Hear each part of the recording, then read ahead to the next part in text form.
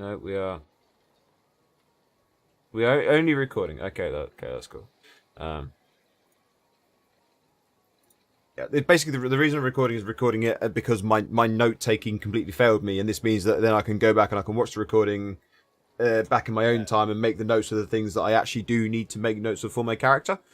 Yeah, Um, I was just looking actually at doing the same exact thing. I was researching it, but I just hadn't had time to test it yeah, before this. I've already got the system in place for when I do the streaming, so I may as well just make use of it. I'm gonna go grab myself a cup of coffee because if we're doing this shenanigans for the next however many hours, and I have been awake since 5 a.m. and it's currently 11 p.m. and I've been at work all day and the gym this morning, I'm a little bit broken. Yeah, I know that feeling actually. That sounds almost exactly like my day today. Yeah.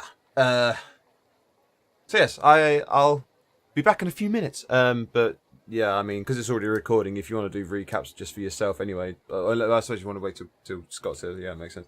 Whatever stuff, Got things. Bye. And I've got to travel from one end of Portugal to the other about 3-4 hours after this is finished.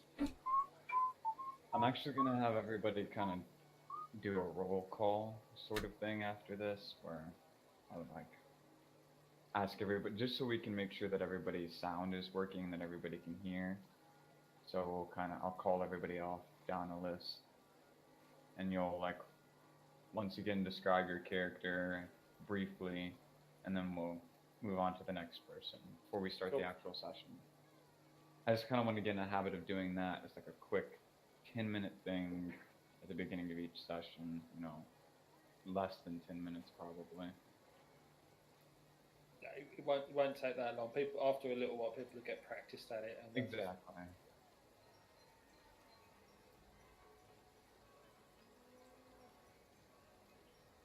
Yeah, I was playing a session, and I was playing in somebody else's session the other day, and there was this whole beginning part for the first hour where I just really thought that there were several people in the group that were just very silent players before multiple of us realized that we couldn't actually hear everybody. oh, That oh god. so I was like, yeah, that I want to make sure that doesn't happen. We were using Discord, so Yeah, it's good to have some sort of secondary messaging thing to get to other people. Because if you lose track, if all you only know someone from Discord, yeah. then and they're not using it, then an email address or WhatsApp is always good. Hmm. Be right back. I'm just gonna get my phone charger. Okay.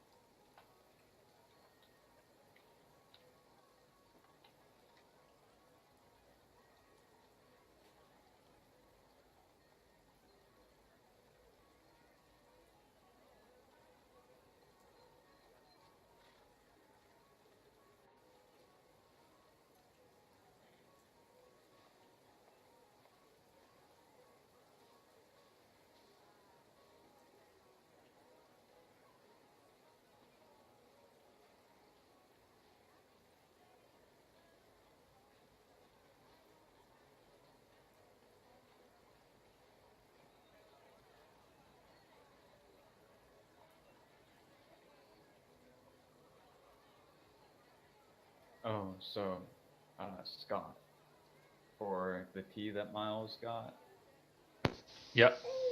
a pot a pot of it is how much you got, or 4 individual cups.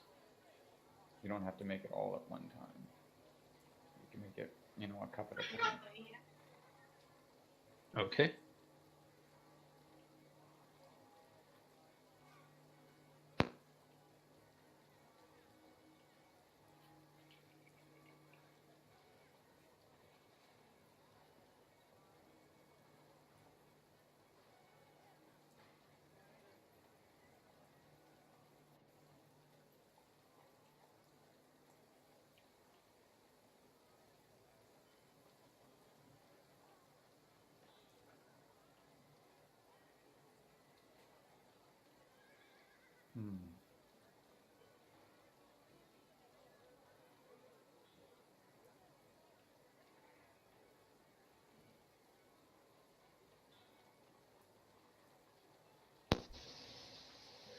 You might not So- have forgotten that either. I've been meaning to ask, what is this Jamala Vu I'm back. resource? It's kind of like another ability score. Just Um, don't it's not something that you're gonna ignore have it. to worry about for a while. So, eventually one day I'll call for a roll that has to do with that modifier that you don't have. Okay.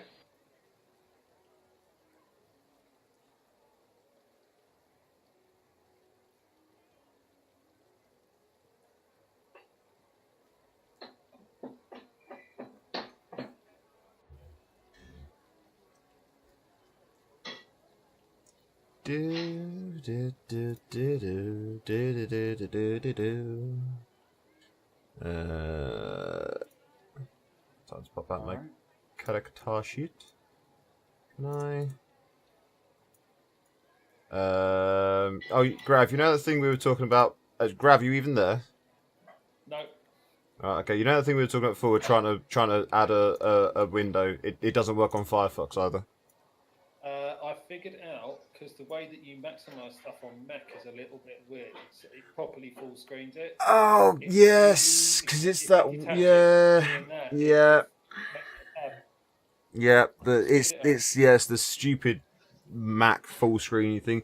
Which, to be fair, actually isn't that stupid. It's just really fucking annoying. I don't want to get used to it. Can't say I blame you.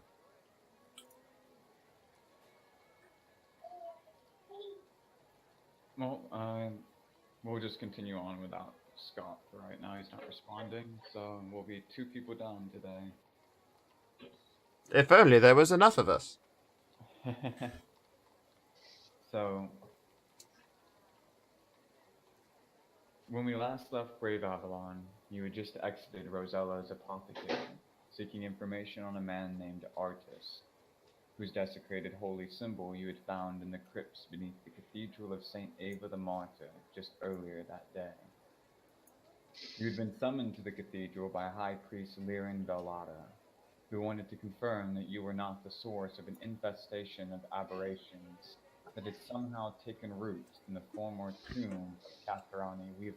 I just want to go on record that I'm still considering killing him. I have a sneaking suspicion it might be a case of you and whose army. I mean, like, all he did was hold person. I mean, it's... But he held person against 22. Mm-hmm. Yeah, that's... It's not... Okay, I'm not going to channel my DM brain. No, I'm hoping you are channeling. If you build a character correctly, it's possible to have that sort of level of capability at level 8. But you need to properly min-max it, and it does work really well as a villain. It works really fucking well as a villain. I mean, that's one type of character in a game that should always be min-maxed, is the villains. Because that's what makes them dangerous and fun!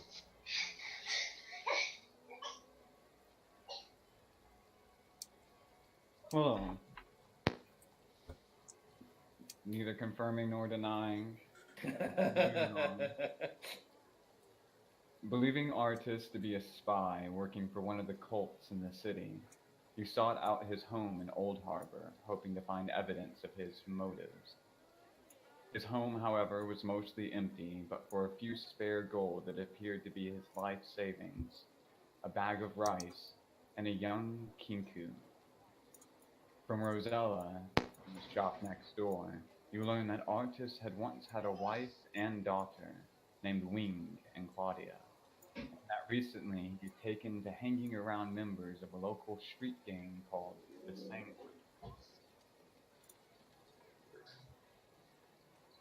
This gang, named after the blood moon that now hangs in the sky, was said to sometimes be found hanging out at a bar known as the Clockwork Whaler.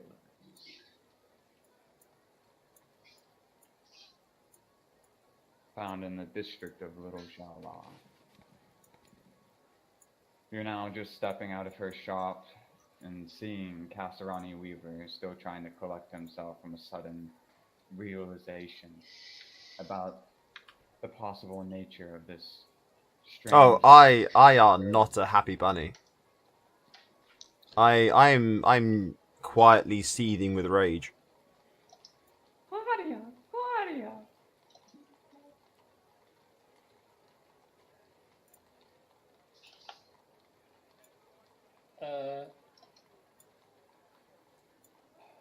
Does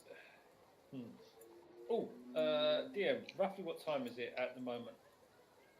It is about 6 in the afternoon. It's just getting towards dusk. Okay. I believe we've got an appointment with Mother. So what are we going to do? Mother, what are we gonna do?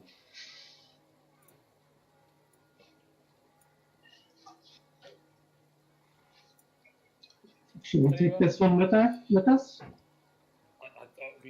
can't leave it here. Someone will eat it. And we could take her back to our. I'm not No, particularly hey. inclined to be taking her somewhere where we don't know whether or not it's safe even for us.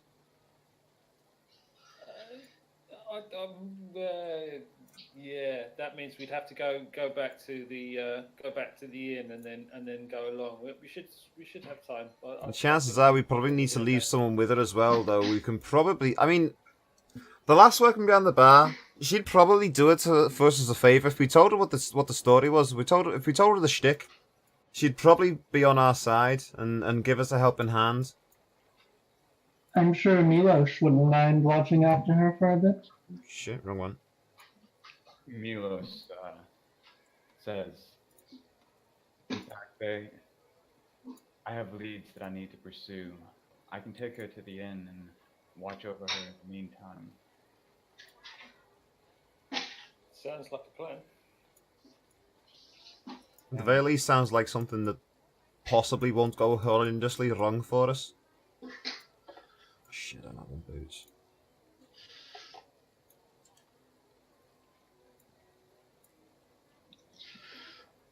He nods and picks the little bird up in his arms, and they say their final goodbyes and head off towards one of the main streets where he says he'll be able to catch a taxi towards the inn that y'all were staying at earlier at the Hearth at Halstead. Guys, I'm thinking we need to get a driver on retainer. This is starting to add up. At the very least, we just need to make sure we learn our way around the city a little bit better. Maybe make it so that we can, I don't know, find some quicker routes. Someone must know the shortcuts to get around the city quick. I mean, those kids, they cover the ground pretty fucking quickly. Doten knows. I know. I know my way around the city, but even then, it's still faster to go by taxi. You got a fair point. If Doten is in the taxi gives the benefit of this as well. Cool. We need to get over to the old clock tower and have a word with Mother. Never know, she might even know what's going on with these blood moon idiots. It's possible. It takes y'all about 3 hours to get to the other side of the city. You hail down a cab, and he wanted to take one of the main routes, but Doten quickly told him a much faster series of sub-alleys he could take. And before long, you're heading over the bridge into the district of Wingstead.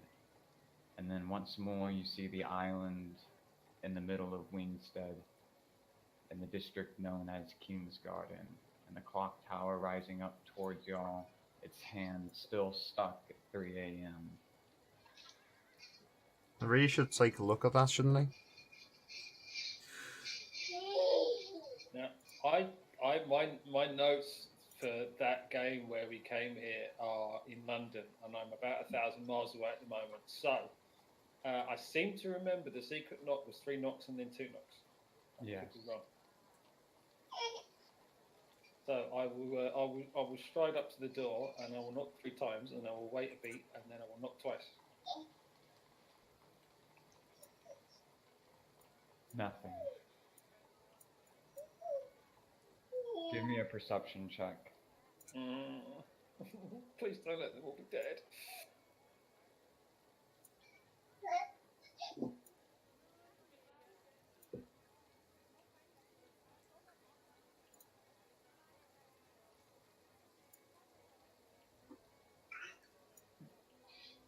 You don't hear Shit. anything first, so you lean in slightly towards the door, and it's not that you hear a sound, it's more that you suddenly feel a very cold temperature coming off the wood. An unnaturally cold temperature.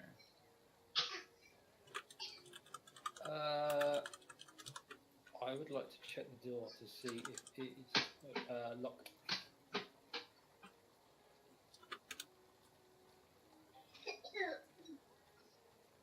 As you examine it, you realize pretty quickly that the door is, at least the handle, completely unlocked. I would like to very slowly nudge the door open, just so that I can sort of look around the room and open the door at the same time, if you see what I mean. Are you SMG breaching?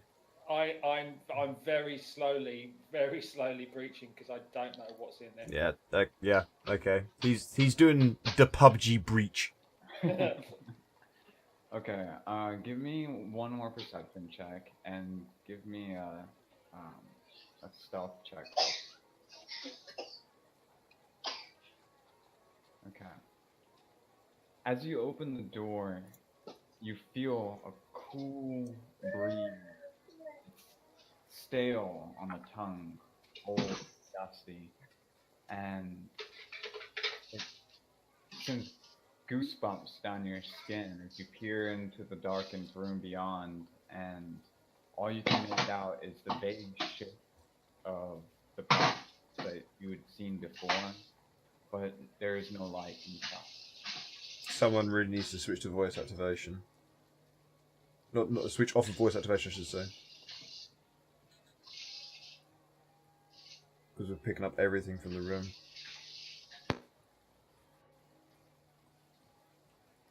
There we go.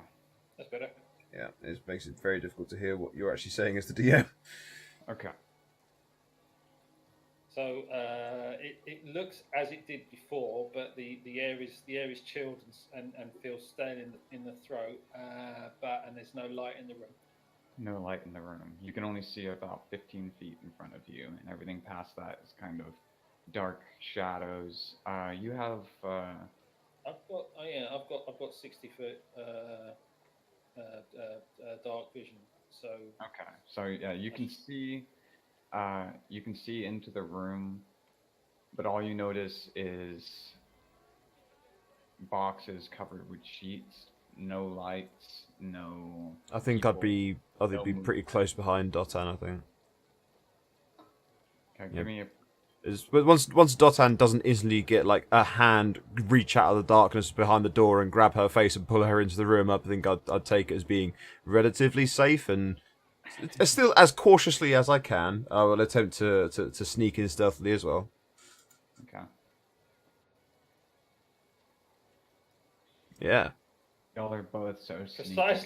precisely as stealthy as me. yeah. It's like, I'm just like where you're stepping. I'm just like one half step behind you all the time. It's like there, then there, then. I've got a GIF for this. I can't find it right now. But I do. Is it the Monty Python one? It is. Well, we really are just the same person, aren't we? Basically, yeah. Okay, now.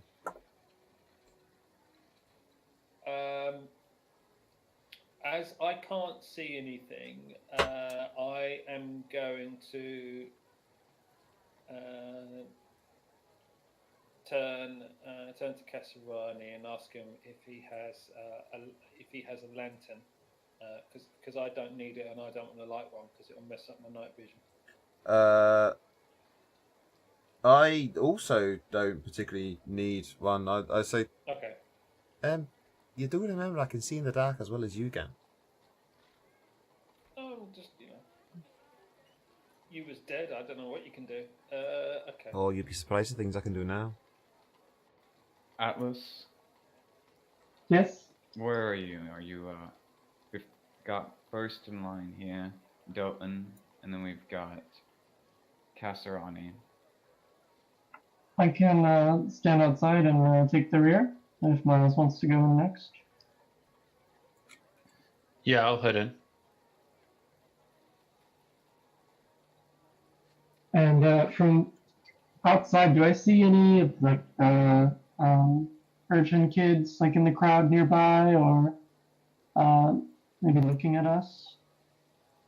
There's nobody in the general area. It's pretty late at night right now, and Okay. the area of King's Garden, it's much more nature oriented. There's a lot of trees and a general like garden. That Just- sounds suspiciously like the outdoors. Very much like an area of outdoors right in the middle of the city on this tiny little island.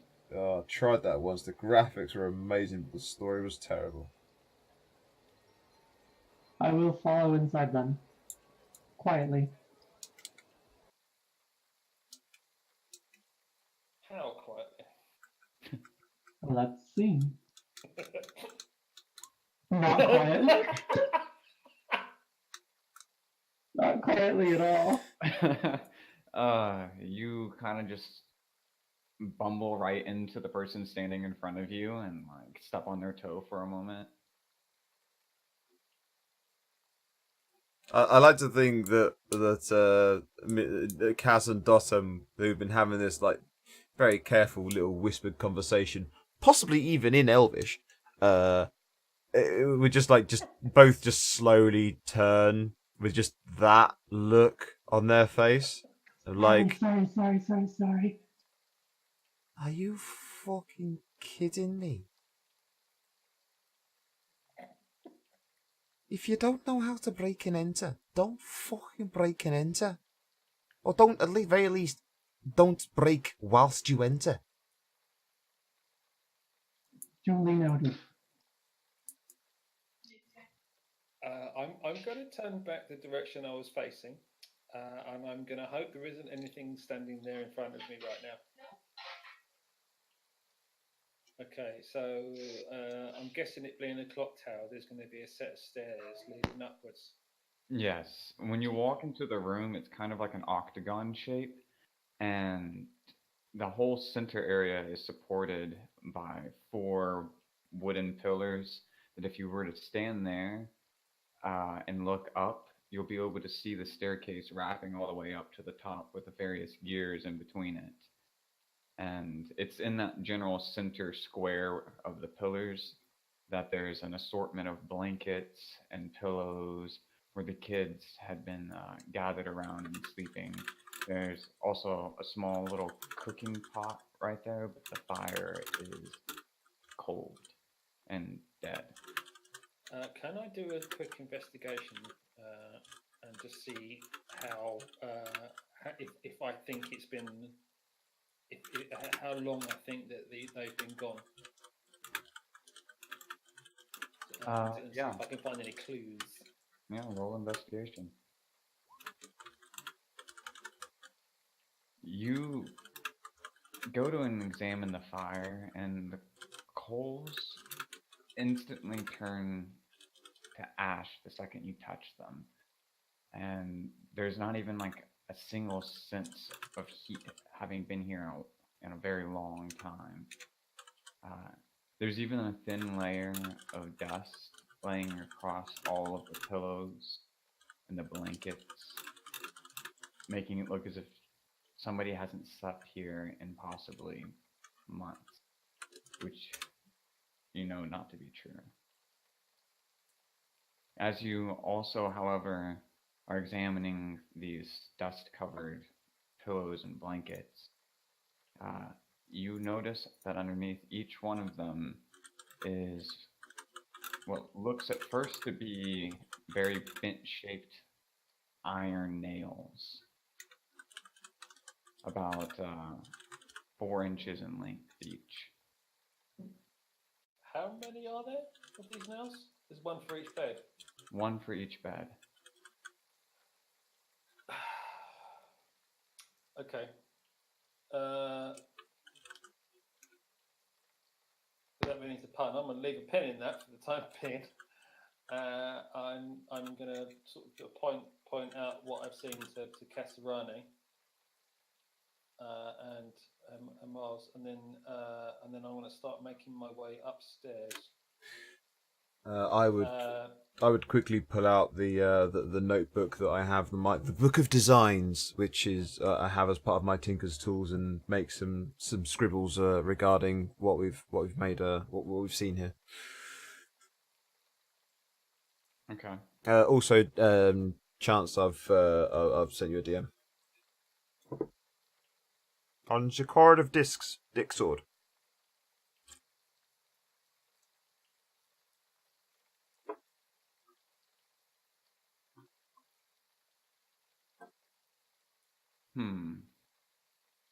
I'll have to think on that one. Okay. Sounds cool as shit, though. It does. It does. Okay, so the staircase, does it go around? It goes clockwise around. from the left or anti-clockwise from the right? It goes counterclockwise from the right. So I would like to start heading up. I would like to follow along with my quarterstaff out, the shadow steel staff out in its quarterstaff configuration. So there's no gently glistening and crackling blade on the glaive to give it away. It is just a stick, a very metal stick.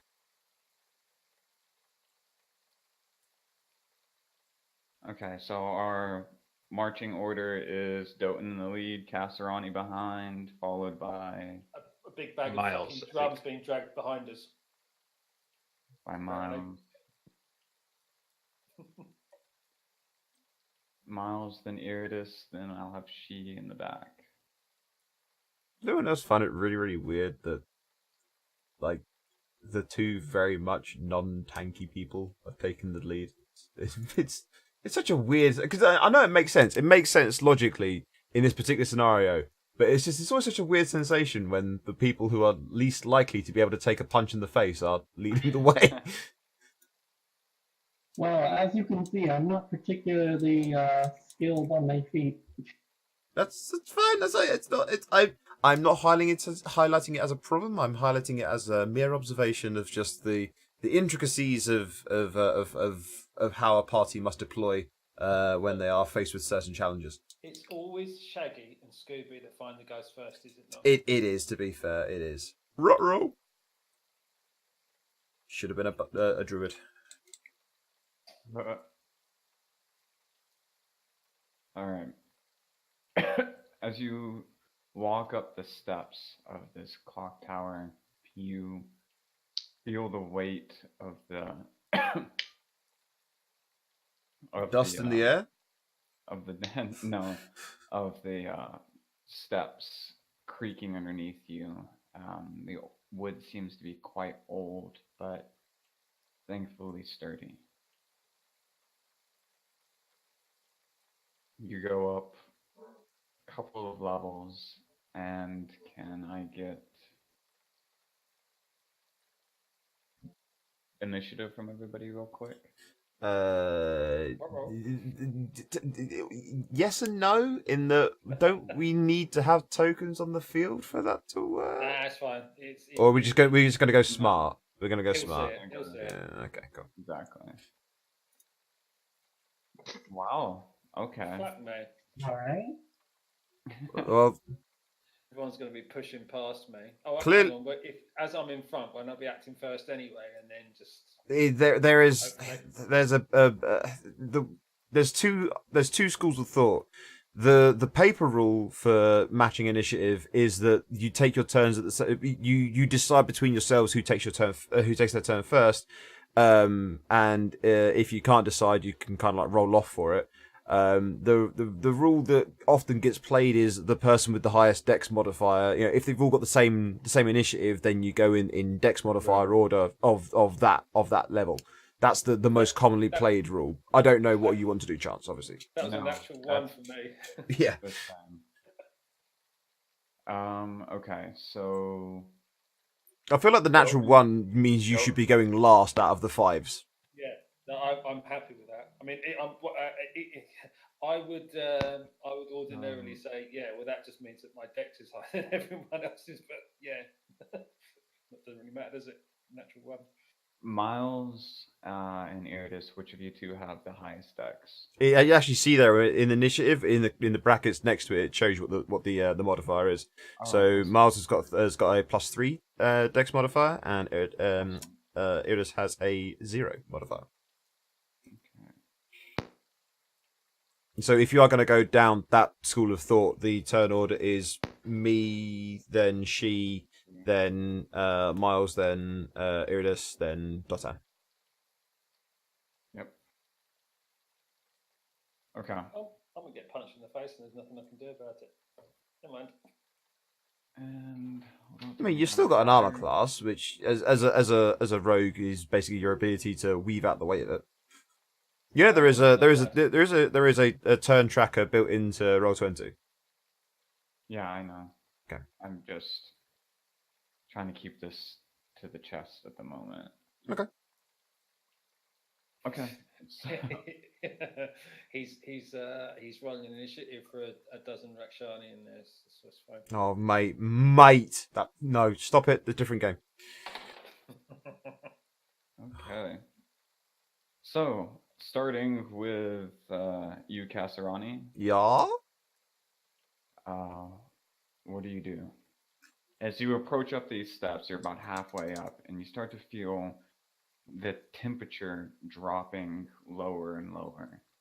And you're the first one to really notice as it becomes, as you become aware of the fact that the further up you're going, the colder it's getting. Is it cold enough that my breath is misting on the air? At just this precise moment, you start to see your breath in front of you. I begin to wish I brought some salt. Slug ghosts. Does Shadow Steel count as iron? Just all of the supernatural references. How far from the top of the stairs am I? You are about halfway up. You've gone up 3 platforms, and there are about 3 more like areas where it levels out before you reach the top. Okay. I don't know how cold it's gonna get, but it's getting really fucking cold, and it seems to be getting colder as we go up higher. But I can't tell if it's getting colder because we're getting higher, or if time is passing and as such we are starting to feel colder. I reckon that whatever we're doing, we should probably get up there a little bit quicker. And I would like to then move. Okay. You're just gonna go your complete distance, about 30 feet. It's about 30 feet to the next flight of stairs. Then I will do that and decide whether or not I want to dash once I get there. Okay. Give me a perception check. Okay. Percept. Okay. As you approach the next flight of stairs, you notice that up at the next floor level, there appears to be strings of human, or at least humanoid, skin stretched across tanning racks, and humanoid skulls piled up around the banisters. I will probably mutter something under my breath, and then What's Scouse for? Oh fuck. no, I'll mutter something under my breath. Call back down to everyone. Something's definitely wrong up here, and keep moving. I would like to dash, and I'll DM you what I mutter, just in case it matters for you. Okay.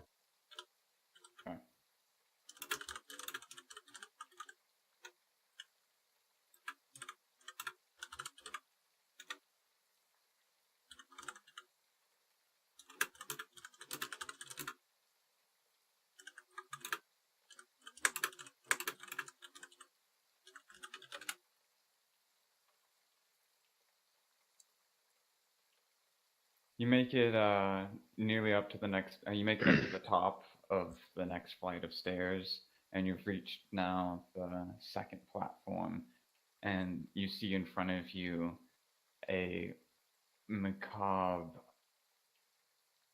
butcher shop / nest of sorts. There's bones piled up around what looks almost like a bird's nest of sorts, but instead of feathers and sticks, it's bones and skin and fur and hair. I'm probably gonna regret asking this question. Can I get a sanity check from you real quick? That's a oh, it's just a D100, isn't it? Yep.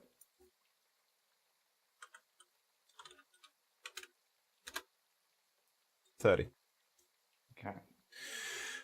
You managed to hold yourself together. Yep. So I'm fairly certain I'm going to hate the answer to this question, and it will probably make me respect you even more as a DM. But how large do the bones look? Give me I'm expecting this to be either nature or medicine. yeah, give me medicine. Yeah. Yay, something I'm not skilled in. Oh, that's okay. I can live with that. You're able to make out the fact that most of them are the size of children. I think seeing this, I'll probably have to shout back. Dotan, I thought I heard something. Can you go back downstairs and keep an eye on our back? Okay, you're right there. Yeah, I thought I heard the door opening downstairs. You just keep an eye on it.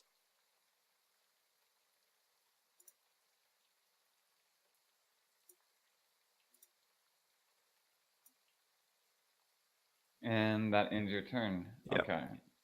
So next we move to she.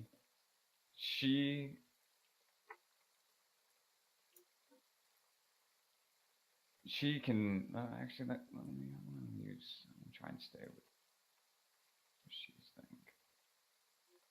Insight.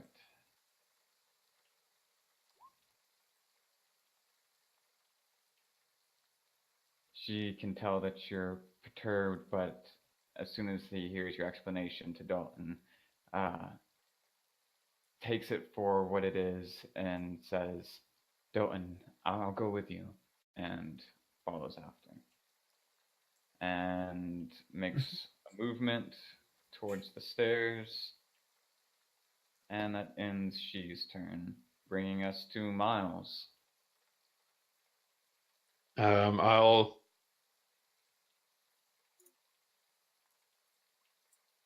gonna cast Dancing Lights.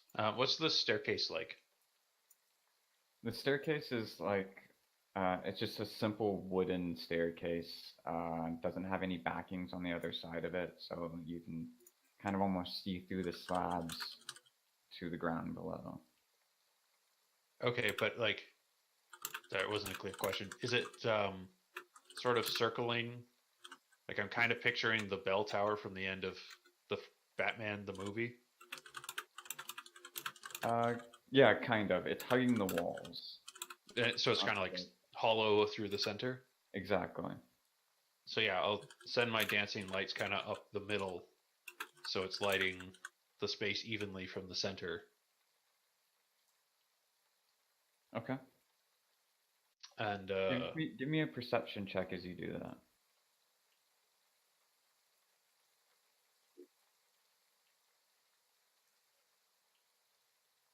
You almost don't even notice it at first, but the lights suddenly catch very thin lines, almost like spider web, very crisscrossing up through the center towards the top. these are different from the flesh hangings. Yes, the flesh, the stuff hanging from the walls, is very clearly just stretched skin, whereas this seems more like spider silk. Okay, is any of it crossing the stairs? No, none of it is going across the stairs as far as you can see.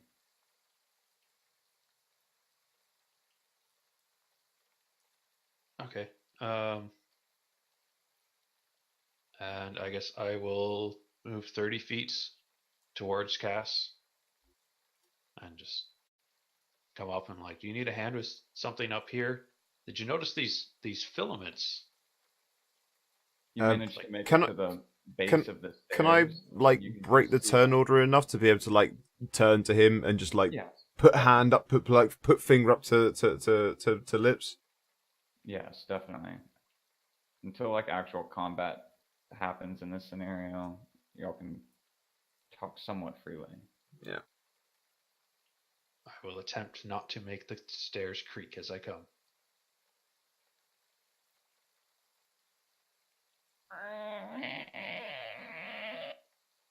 And I was just like Throughout. a little bit, just like, oh, for fuck's sake, that exasperated shoulder drop bit and just kind of like wave him over. But again, it's like, shh, where you?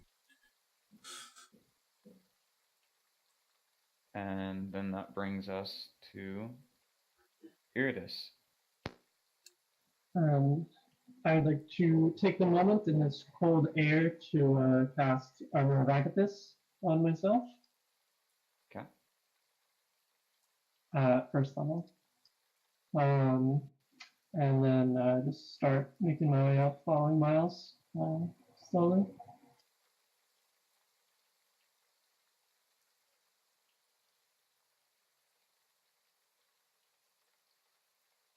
I'm sorry, what was that last part? And then just start following Miles up the stairs slowly. Okay. And that brings us to you, Dalton. I will head back down the stairs and investigate the door to see if I can see anything coming, and have a look outside. Okay. And she follows with you. And we're going to take you two out of this for the moment being. And that brings us back to you, Kasarani. You're just crossing the top of the next platform, and you're seeing all of this as. So am I seeing the strands of distinctly suspect gossamer? Yes.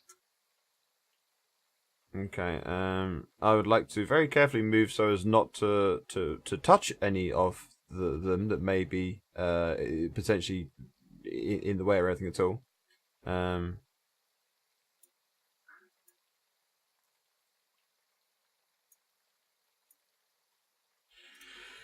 Okay. Just like I want to advance towards that nest, weapon out, kind of ready.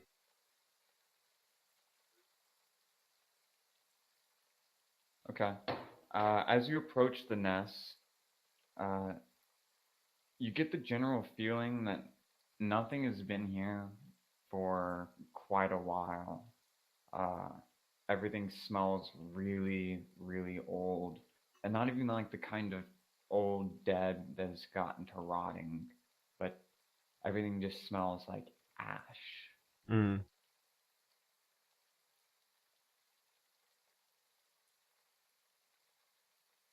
Give me a quick investigation check. Okay. Ooh. Investigation.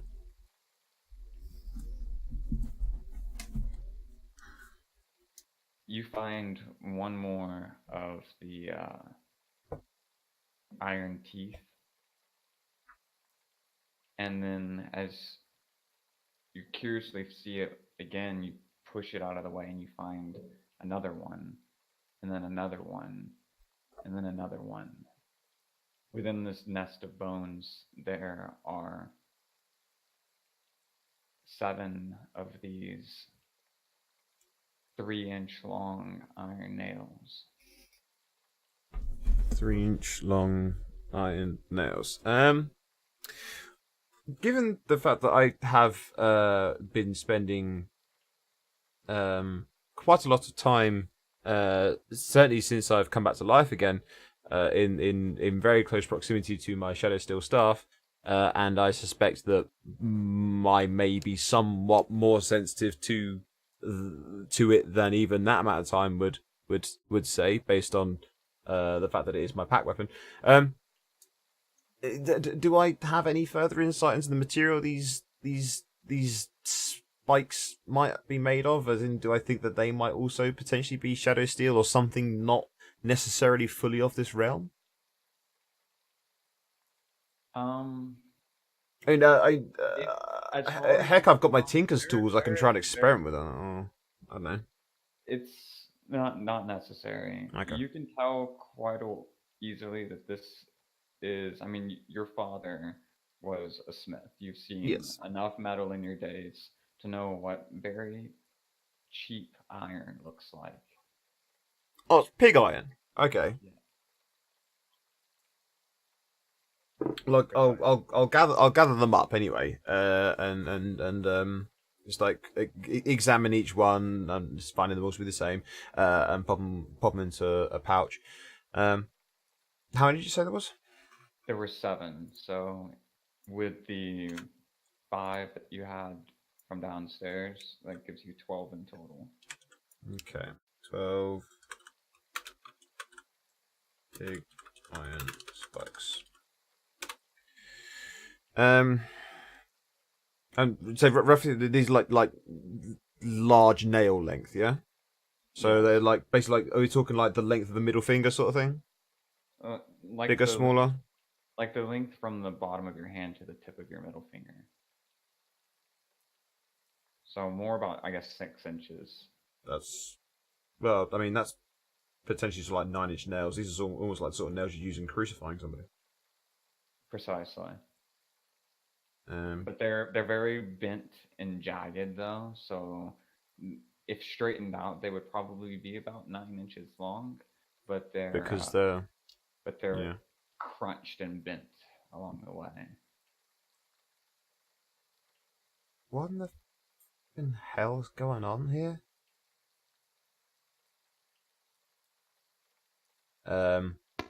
I'll as quietly as I can, given the fact that I'm somewhat calling out and that I'm speaking to my companions who are up here with me.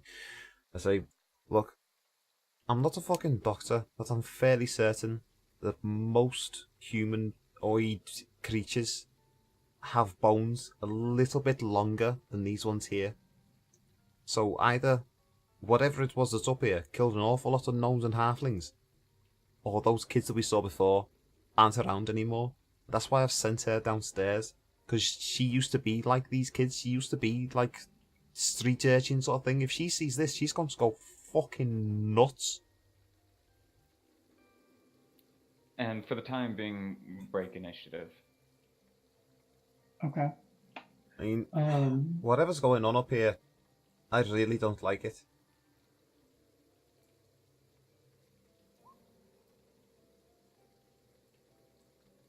as a blood hunter, well versed in sort of the realm of the undead and fiends, what I recognize, sort of anything up here is belonging to a specific creature. I'm sorry, I couldn't make that out. Oh, sorry. As a blood hunter, well versed in fiends and the undead, would I recognize what's going on here is belonging to any specific creature? Um, give me a give me a Probably nature. yeah, So. nature. I think that's like the one that I was the trying one to that fits discover whether- nearest. I mean, it'd be either nature or arcana, I'd imagine. They're generally the two things that are most relied on for. Here, identify the creature. As usually nature and arcana. Yeah, give me nature. Would that have advantage because of my Hunter's Bane trait? No, not in this particular case.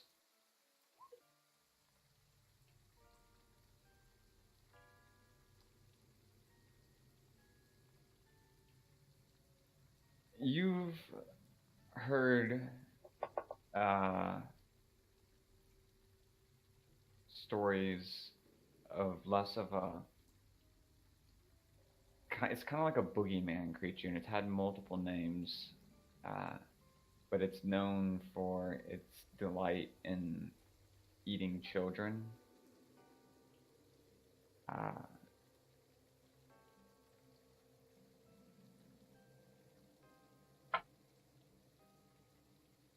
But you're not able to determine anything specific about it.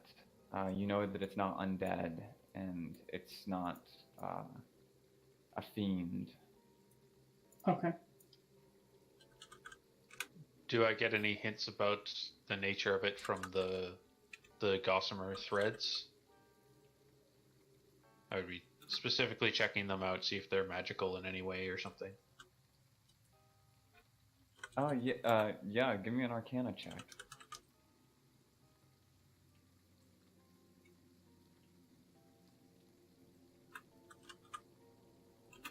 You're not able to make much out about them.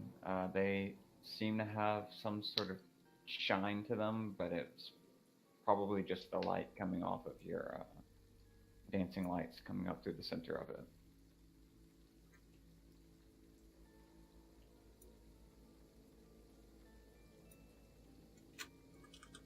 Well, in any case, from the looks of it, I would say the kids downstairs aren't the first to be caught in this trap with Mother.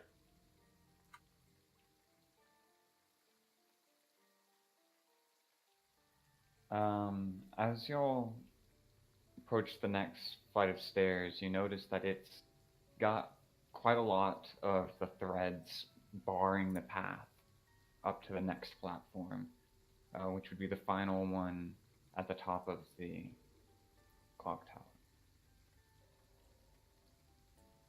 The thick webbing so knotted up that you can't actually see the staircase beyond.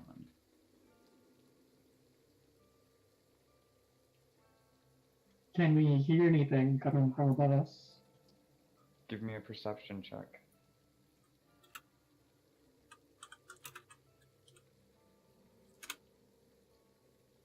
All you can hear is the distant sound of grinding. None of the gears in between this tower are moving. It doesn't seem like they've moved in quite a long time. But now that you've reached up near the top, you can hear this faint grinding noise, consistent in the background, coming from the platform just above you. Other than that, nothing.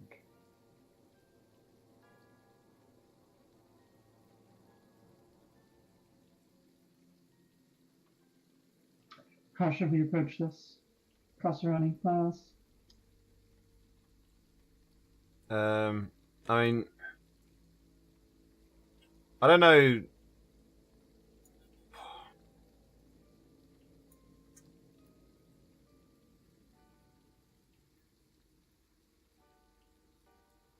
Because I don't know what Kazurani knows. Is the easiest way I can describe it. I kind of want to almost like just take a moment to like sit and meditate and think on it. For obvious reasons to the DM.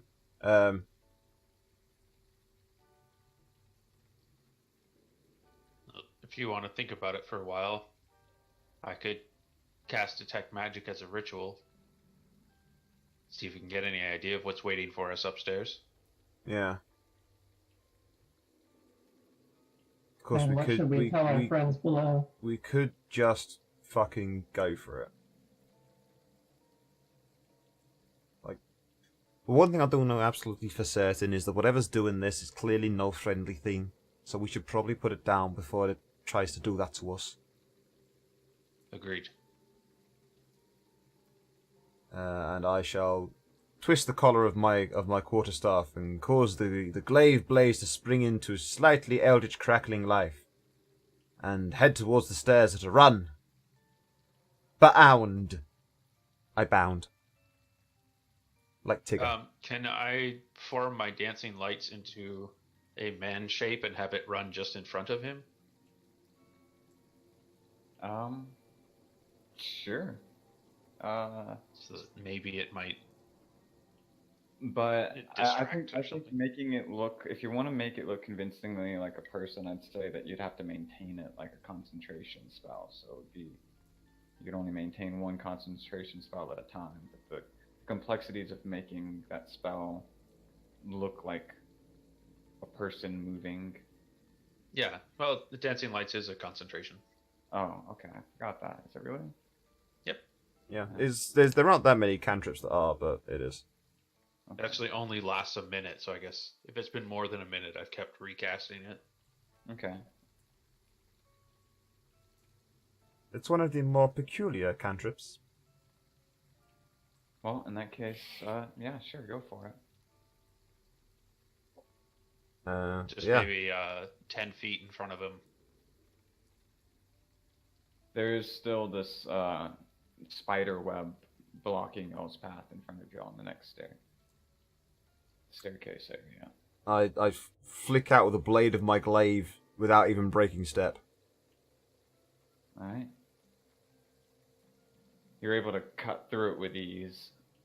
But yes, the blade is made of elvish energy, young man. Of course I can. There are very few things that my glaive will not murder should I actually roll high enough to fucking hit them. At this point, if they're pelleting upstairs, can I hear anything from the bottom?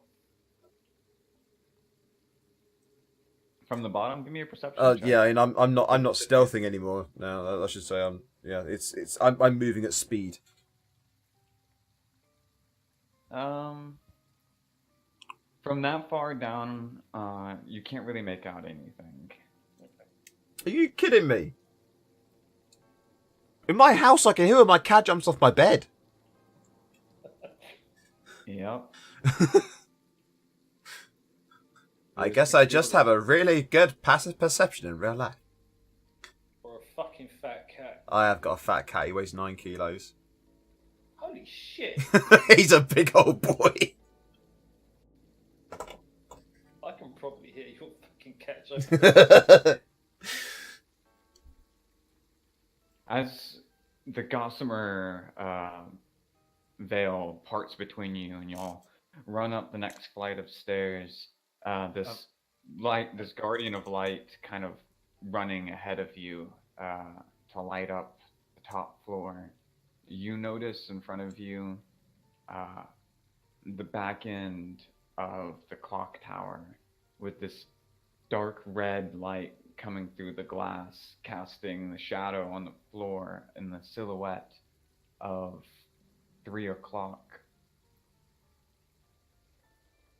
The whole room is pretty much cast in hues of dark black shadows, and where the light touches, a crimson red hue.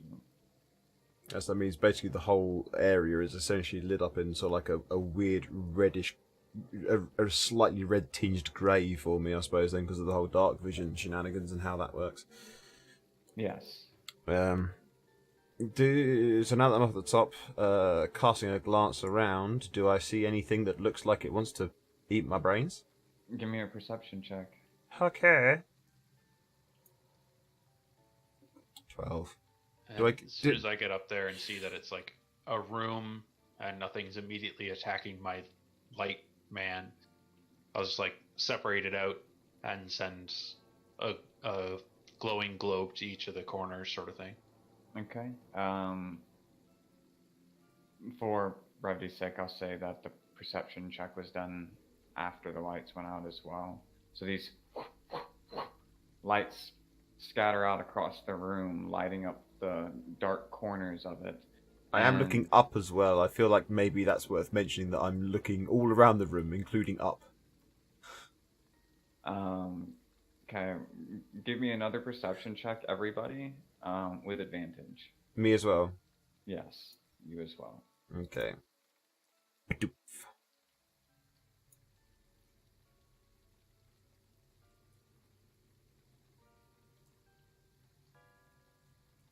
Castorani, as you're the first one who comes rushing up into this top platform, and the lights scatter out around you, you look up above you, and you notice hanging from the ceiling what at first seems to be a net of bodies. But it finally, you realize, is this contorted mass of flesh that has overgrown the entire top part of the ceiling.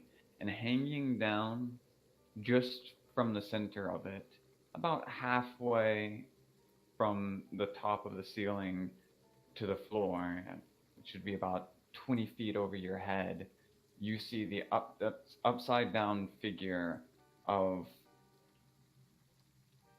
the ugliest person you've probably ever seen.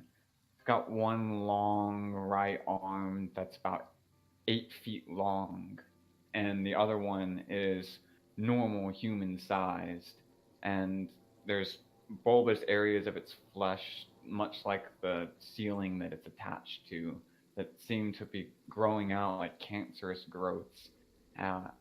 Most of its hair is missing, and what remains is in long, thin strands, and its eyes are blank and white. Its mouth is hanging open, and its tongue is falling down about a foot down from it. And it's just, that seems to be the only part of it that's even moving. The rest of it almost seems dead, but its tongue is just dropping a few drips of saliva down towards you just as you look up. I think it's just like, just reach out, just not even looking away from it, just like reach out with one hand towards whoever's nearest to me, just sort of like just trying to just tap them on the shoulder, reaching out blindly because I'm looking up at this thing. That would put Was that me? Yeah, I think it's probably going to be you. So yeah, you're getting. You're getting what feels like is meant to be a gentle tap on the shoulder, but is like going across your chin and low and the top of your chest because I'm not looking where I'm aiming.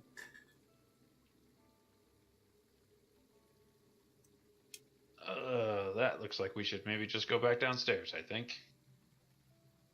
At this point, I feel I should point out that I got a message from Miles, and I tapped She to let him know, and I am currently pelting upstairs as fast as my roguey little legs will carry me. Oh God, you've got to walk past that room. We could use someone in a fit right now. Its its pupilless eyes are kind of like twitching inside of its skull as it seems to become more excited at y'all's presence. Do we see any of the web around? As you look over to your left-hand side, you're able to see the center section of gears, and the entire network up here is now completely tangled up with the gossamer threading. And you notice that the gears are kind of struggling against it, but it's still holding. How How long high is up this? is the ceiling?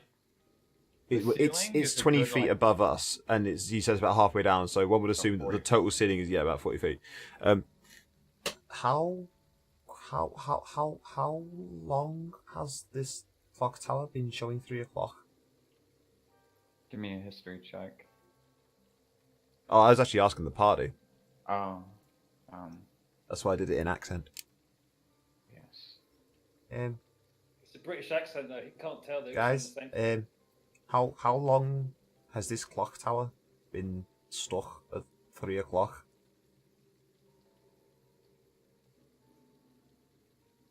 I remember being told, but I don't remember off the top of my head. But I'm not there, so that doesn't actually make any odds anyway. All right, I'll see if I can remember. Then I'll do a history check, see if I can remember. Oh, I think I remember. Yes. The clock tower is one of the oldest structures in the city from before it was even a city. And so before Estenfell became Estenfell, when there was just a small town here, When it was all orange groves, it was all exactly. as far as the eye can see. Fucking dragons coming over here. So Yes. it hasn't functioned for longer than the city's been built up around it. Rumors are that it stopped working the moment the dragon crashed nearby.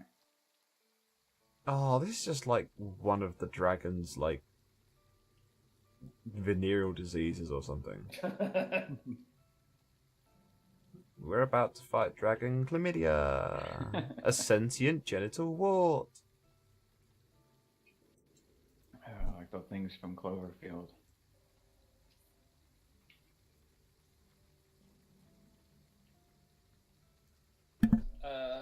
So how far up the stairs will I be at this point?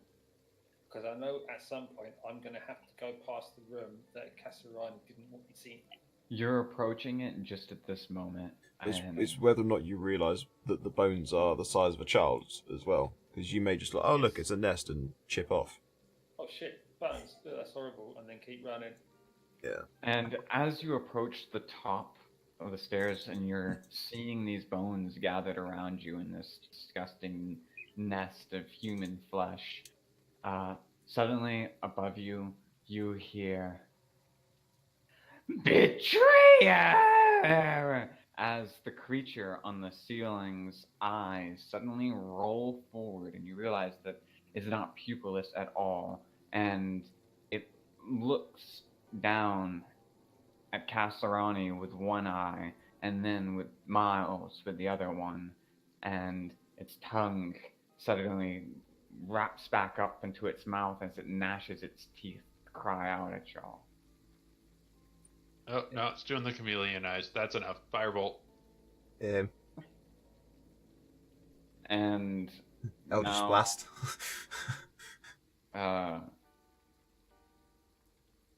what do you do as you hear this shriek? Is that to me? Yes, definitely. Okay, I'm gonna carry on running up the stairs as fast as I mean I can't use my cunning action because we're not in combat yet, but I will be going. I'll be dashing. Yeah. And you come running up to the top of the stairs, and we are back in our initiative order from before. And Kasserani, lead us off. Okay, so obviously things like clock towers and that sort of stuff, they have a tendency to come to a point. Does it look like? I mean, like, so basically, what I'm getting at is that as big as this room may be, it's gonna like start to come together at a narrower area. Yes. How? I mean, looking around at this creature, do I see like a nearby significant like anchor point for it? The creatures, most of it is stuck into the ceiling, which kind of reaches up like those, those wizard kind of tower tops. Yeah. I forget the official term for it, but that's where it comes to up at the top, and it's kind of dangling down from the center of it, like by a long string of flesh. Well, at Looking the up at it, it almost resembles that thing hanging in the back of your throat. And I was kind of imagining GLaDOS at this point from Portal. oh, yeah, yeah, like a flesh GLaDOS. Have you seen the there's the no- concept art for GLaDOS? Is it was an actual person? Ooh, God, Yeah. I need to find this, man. If Yeah, I'd known that, I would've used it. just look up Portal GLaDOS concept, and you'll see it. Okay, well that central point where it's hanging down from, I would like to target that central point. But the first thing I'm going to do is I'm going to look at it. I'm going to look at this creature, and I'm going to curse it with my Hexblade. Hexblade curse bonus action. Face me now. No meaning of fear. Casterani's eyes briefly glow a dark purple, seemingly to drink in the dark light around you. And okay. And then I'd like to make my action would be to cast Shatter at its central anchor location. Okay.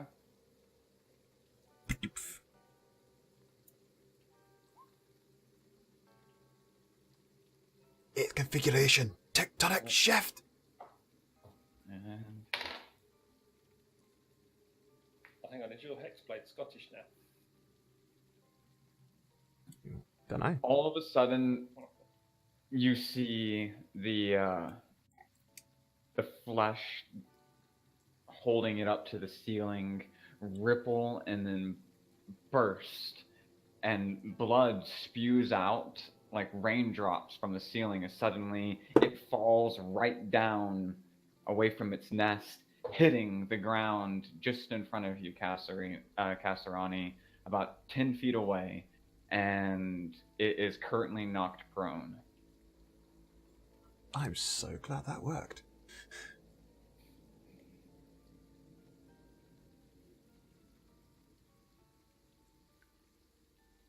You notice behind it, as the gears held in place by all of the webs in the center are suddenly covered in blood. And give me a perception check. Everybody, actually. Oof. I think I was distracted by it falling from the sky. Yes. I All think of everyone you was were. distracted by it falling from the sky. Dotan's distracted by what was that noise? And the fact that blood is now raining from the ceiling. And okay. It's like the Then opening that scenes brings- of Blade. She is still downstairs. And that brings us to Miles. Who didn't roll perception? I did say that I tapped she as I got the message to say there's trouble upstairs and started running. Did she just stay where he was? Miles is muted. Oh, Let's see. Something's occurring.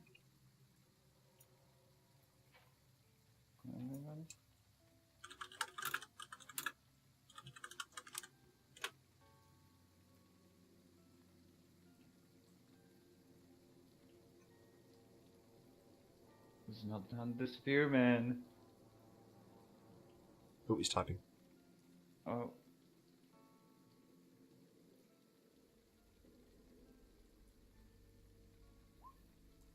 Oh, yes. I should...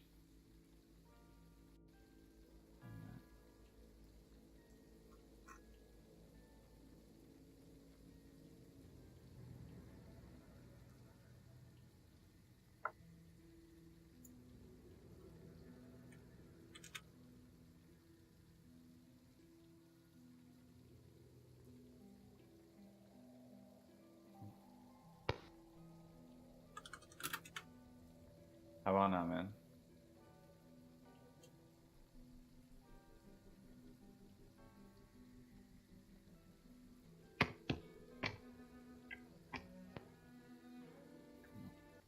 There we go. The mic back set there up you go. properly. Okay, so sorry, I missed a roll perception. Yes. Let's see. And is it still like it Oh. landed on the ground basically right in front of me? It landed about 10 feet away from you and Kasarani, and just beyond it is the central area where all the gears are being held in place by a giant webbing of spider webs. And as the blood hits across it, you notice that the spider webs are starting to break in the places where the blood hit. And this also brings it to your turn at this moment. So I noticed they're breaking. Is anything happening as they're breaking? At this moment, no. There's just, it's like they're slowly being dissolved, almost like acid eating through them. But it's not burning the wood or the gears or anything else. Just in the places where the blood has hit this webbing, that webbing is breaking apart slowly. But at this moment, it doesn't seem to be having any, like, general effect. I don't like it, but I don't know what it means, so I'm gonna cast Burning Hands. Its blood is universal solvent. You're gonna cast it on the thing that's prone on the ground? Yep. You give it advantage. Oh wait, it's just a No, dexterity save. It can't do dexterity because it's prone, so Yeah. So it hits, and suddenly burnt flesh across it, the large arm, and it brings up its massive, almost 8-foot long arm up in front of its face, and manages to block, its general face area from getting burnt, but you can see the flesh burning all across it, and it cries out, "You will die, betrayer!" And that brings us. We all will eventually. Is there room for me to put some space between me and Cass? Just like, without getting closer to it, just move like sort of 10 feet sideways or something? You and him are kind of standing side by side at the moment, and it's about 10 feet in front of both of y'all. It is a large creature. Right, but I mean, are we still on the stairs or are we in sort of a You're in platform room? Yeah, you're at a platform up at the top. So is there any room for me to step sideways and just so that if there was some sort of area effect, maybe it wouldn't hit us both? At the moment, it's about, you're in the center of about a 50-foot wide area up at the top, and the staircase is about 20 feet behind you, and off directly in front of you on the other side is where these gears are, but there's nothing else in the middle where you're at. So there's a big open space between you and all of the walls, but about 10 feet away from this creature, and you and him are standing directly next to it. So if you moved away at this moment, Kasarani would still be 10 feet from that creature. Right. I just want to put some space between myself and Kasarani, so we're not standing right side by side as we probably would have been as we came up the He wants to stairs. move laterally. Yeah. Oh, yeah, of course. How far did you want to go? How much space did you want to put between you? Like 15 feet. Okay. You move about 15 feet to the left, and is that it for your actions? Yeah, that'll Yeah. be it. Okay. And then that brings us to Iridis. Okay, while it's still prone, I would like to rush up and attack it with my glaive. Okay.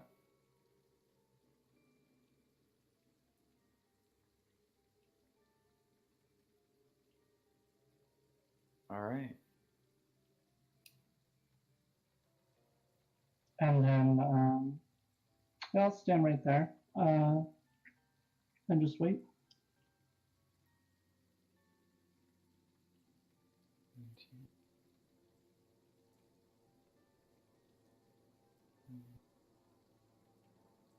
It cuts across the flesh of its large, massive arm, and it kind of tightens itself up into a little bit more of a ball, but it can't move. There's nothing it could do about it. But it doesn't seem at all to be out or done with. The cuts are almost seem like just really big paper cuts across its arm. Actually, I'd like to use my bonus action to cast Blood Curse of Mutual Suffering. Okay, what does that do again? Okay, cool. And just regular, not Okay. amplified. Cool.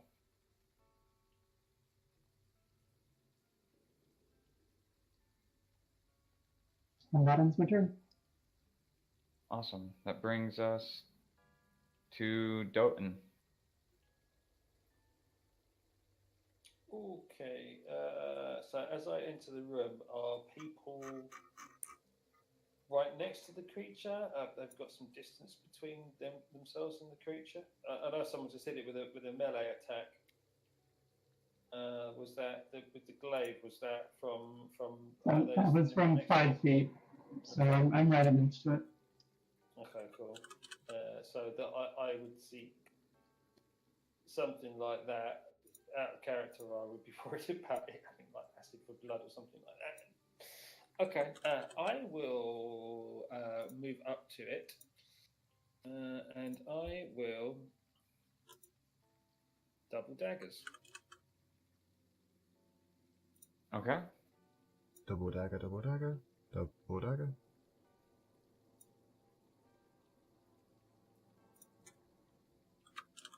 All right. I'm guessing. You- I'm guessing that first one. Actually, is it still prone at the moment? It is still prone. So Okay. this is with advantage. Okay, so that'll be my first with advantage one. Then I'll put one on next one on actual advantage.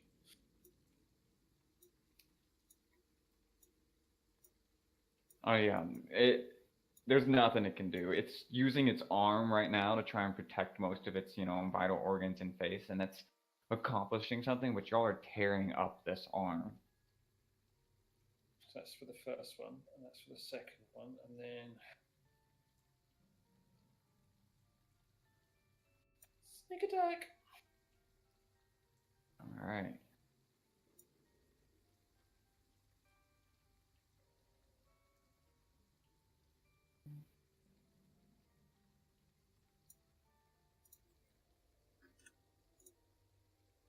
All right. Perfect. And the creature is pissed. And suddenly, let's see, let me pull this thing up. Hang on, it's not. This isn't. Oh, wait, you fraud. still It got- can't be blooded. We doing.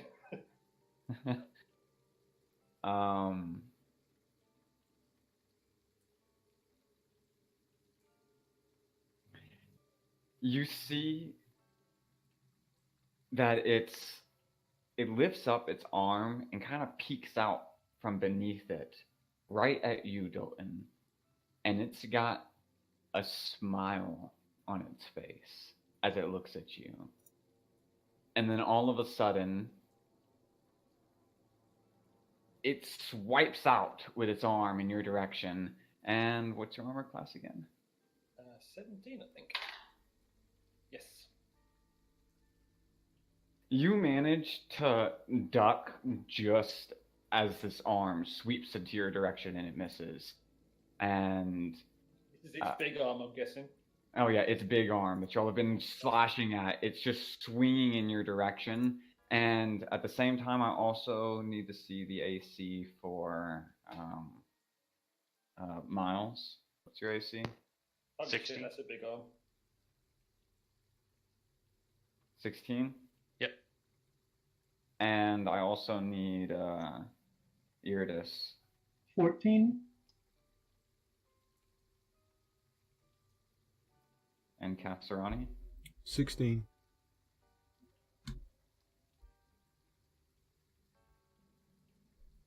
Oh wait, no, you're still no. Okay, I don't. No, I'm like 10 feet You're away, still- so I don't know if that yeah. if that counts. Yeah, no, yeah, you're still step back. Just realized one of my spells Okay, is not Iridis. complete.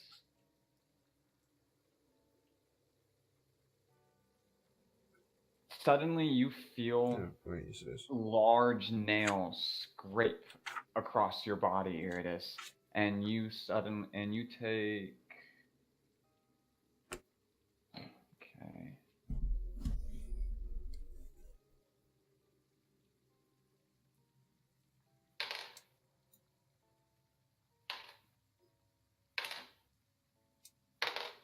Oh Christ, that's a lot of dice. It's not good. Sounds like a D4. You take 12 points of slashing damage. It was a D4. Okay. Well, It takes 5 points of cold damage from my armor of Agathis. Mhm. And as its nails scrape across your body, frostbite kind of just crackles up across her nails. And how many points of frost damage again?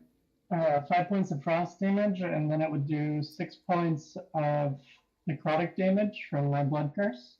oh Yeah. shit. Alrighty. And the wound on its arm suddenly starts to bleed a lot more heavily, swings at you, and then seeing as suddenly Dalton manages to duck out of the way of her swipe, she comes in and bites with her massive jaw, teeth stretching out, and what was your AC again? 17. And it just barely misses. Oh, thank God for that. That did not sound nice. And then its arm comes back around and it kind of holds itself up lopsided off of its massive 8-foot arm. Its other just sort of dangling, and it sways back and forth, looking at each of y'all, and says, "Y'all will die here." And then ends its turn. And that brings us back to you, Kasserani. Well, I am a fancy ass motherfucker at this point. My eyes are still glowing. The Hexblade Curse is in full effect, and as I run forward towards it, I will do this thing here, where I will cast Branding Smite at second level, because I have no choice. The damage doesn't actually go until I hit, so if I don't hit, if I don't hit, then it's still charged on the weapon. Okay. Because it's a smite, and smites are great. So 7 configurations, celestial stroke. Skadoosh. All right. 15. Oh wait, is this attack at advantage or no? I can't remember because it was on No, the ground. No longer prone. It's up now. Okay, cool. All right, 15. 7 configuration, Alright. celestial stroke. 2nd configuration, sweeping reach. Ooh. Okay. Technically the 14th configuration, because 2 times 7. Yeah, your swipe it just kind of bats it away with its big arm, but does take damage from suddenly this blast of radiant energy. It kind of like, closes its eyes and shakes its head and says, "That will not be enough to save you." Oh shit! So even though I missed, you're taking the smite. Mm-hmm. Oh, cool. In that case, that should actually be 9 damage because of the Hexblade Curse. Because I do damage equal to, or bonus damage equal to proficiency modifier.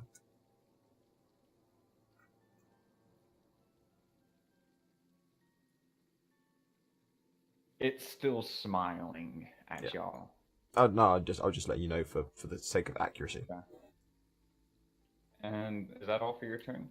That's my move. That's my action and bonus. That is yeah. That's it. That is me. All right, and then that Wow, brings look at that us- efficiency. I used all of my actions. That brings us to Miles. Is there an angle I can get at where a 15-foot cone would not hit any of my friends? Well, Yes. I didn't actually say about. I was using the full 10 foot of my glaive. I was staying behind if I could. If I need to get within 5 feet, then I'll do it within 5 feet. I don't mind. I was hoping to make use of the range. You can move.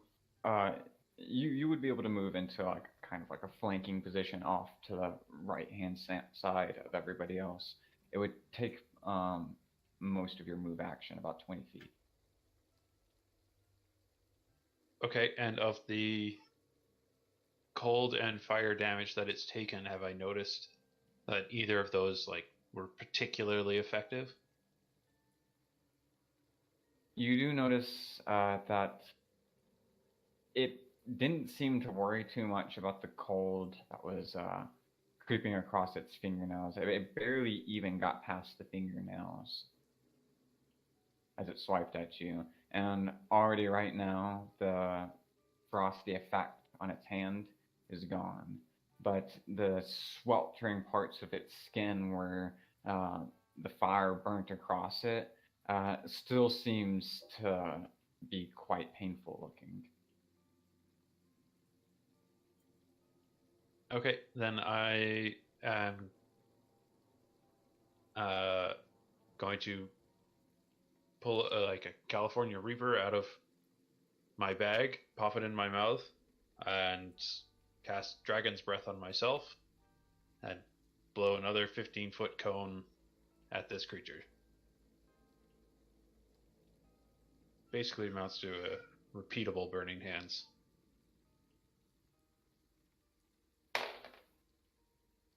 Yeah, that hits. It just scorches across of its body, and then once more it has to raise up its hand to block its face as these flames lick across it, and momentarily can't take any reactions. And is that all? Yes. Okay. And then that brings us back to Iridus. Okay, I'm going to attack at it again with my glaive. Okay.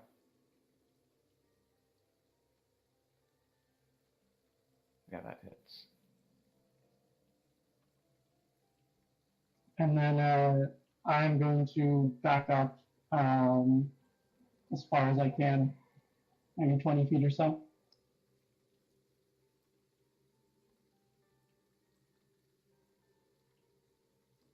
Okay. And that is my turn. Alrighty, Doten. I will slash again.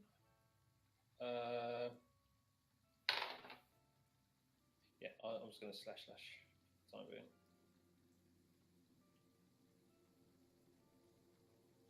Oh, hang on, they were both at advantage. So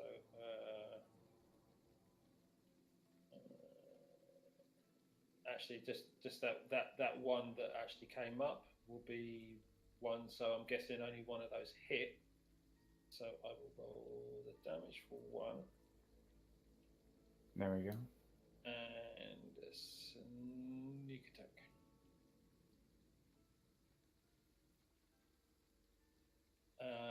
And that I would like to move around what I would consider to be, what I would guess to be the back of it, if I can. Alright. Yeah, if you've got enough space to be able to Yeah, to move. try and flank it. Exactly. I can't take any reactions at the moment, so. All right. And that ends your turn? There ends my turn.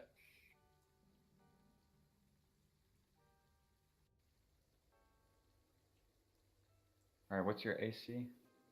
17, that's right. 17. Ooh. Oh dear. Okay. Never want to hear a DM say that. Okay, let me grab my dice real quick. Oh god. As you're moving to position itself, it is very aware of you. And you notice that its neck is like, it's got a very long neck on its body, and its head kind of just like stretches out almost like a good 6 inches, and the bones sort of snap to the right to look at you as you duck underneath its large arm to kind of get around it. And then all of a sudden, that arm just kind of wraps itself around you, squeezing you and pulling you in. And okay.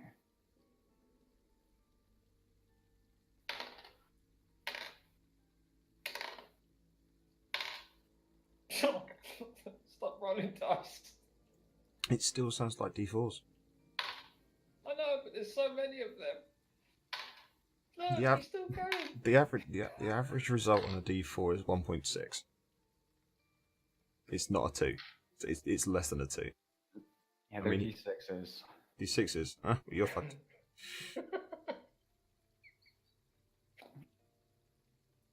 All right. And you take 27. No, sorry. I forgot. It's much worse than that. Oh god. That's properly concerning. What's your HP at right now? 27 is a good number. Anything above 30 is not a good number. Yes. Well, unfortunately, you drop instantly to 0 HP as suddenly everything goes black for you. If it's grabbed me, and I'm struggling as a player and as a character, You get, is there a roll that I can do to Yes. try and take this damage? yes, you can. I just need a strength check. Oh, why did you say that? Sorry. Ooh. Yeah. Bye, no. guys. And with that, that ends its turn as its head sort of snaps back around again to look at the rest of y'all. Its eyes, moving independently of each other, look between y'all and saying, "Y'all made a mistake coming here." And that ends its turn. Kasserani, what do you do seeing your half-sister suddenly crushed within its arm and limp? Unconscious. Given the fact that I'm currently well within the throes of having my Hexblade curse active, I'm not entirely sure I even notice. That's I'm round the back as well. it seems thematically accurate to me based on how my powers are in existence. That if I'm using that curse and focused in that way, to me it feels like I probably wouldn't notice, and if I did notice, likely wouldn't care. I'm the other side of a large creature Yeah. as well. I doubt you'd even see. Yeah.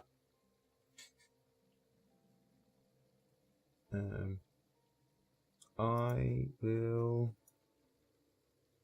maintain a bit of a distance from it, approximately between 9 and 11 feet, Okay. and go slashy at it again with my glaive, unless I'm able to move into a position where I would be able to be potentially, like, I don't know, flanking it? to be able to attack it better? Question mark. Yep. You are actually between you and Miles at the moment. You'll have him flanked. Okay. So does that mean we get to attack at advantage or Yes. not? Okay. Cool. Yes. Here's hoping that the Hexblade curse pays off and I get a roll of a 19 or 20. That is not a roll of a 19 or 20. Yeah. That is like a 4. Yeah. You swing far too wide. Maybe it's just the surge of the moment going on, but it doesn't even come close to hitting it. So that's Maybe one action. I swing for its arm and right at the moment when it attacks. So maybe. Yes. Yeah. Whatever, but for whatever reason. Is there anything else that I can do?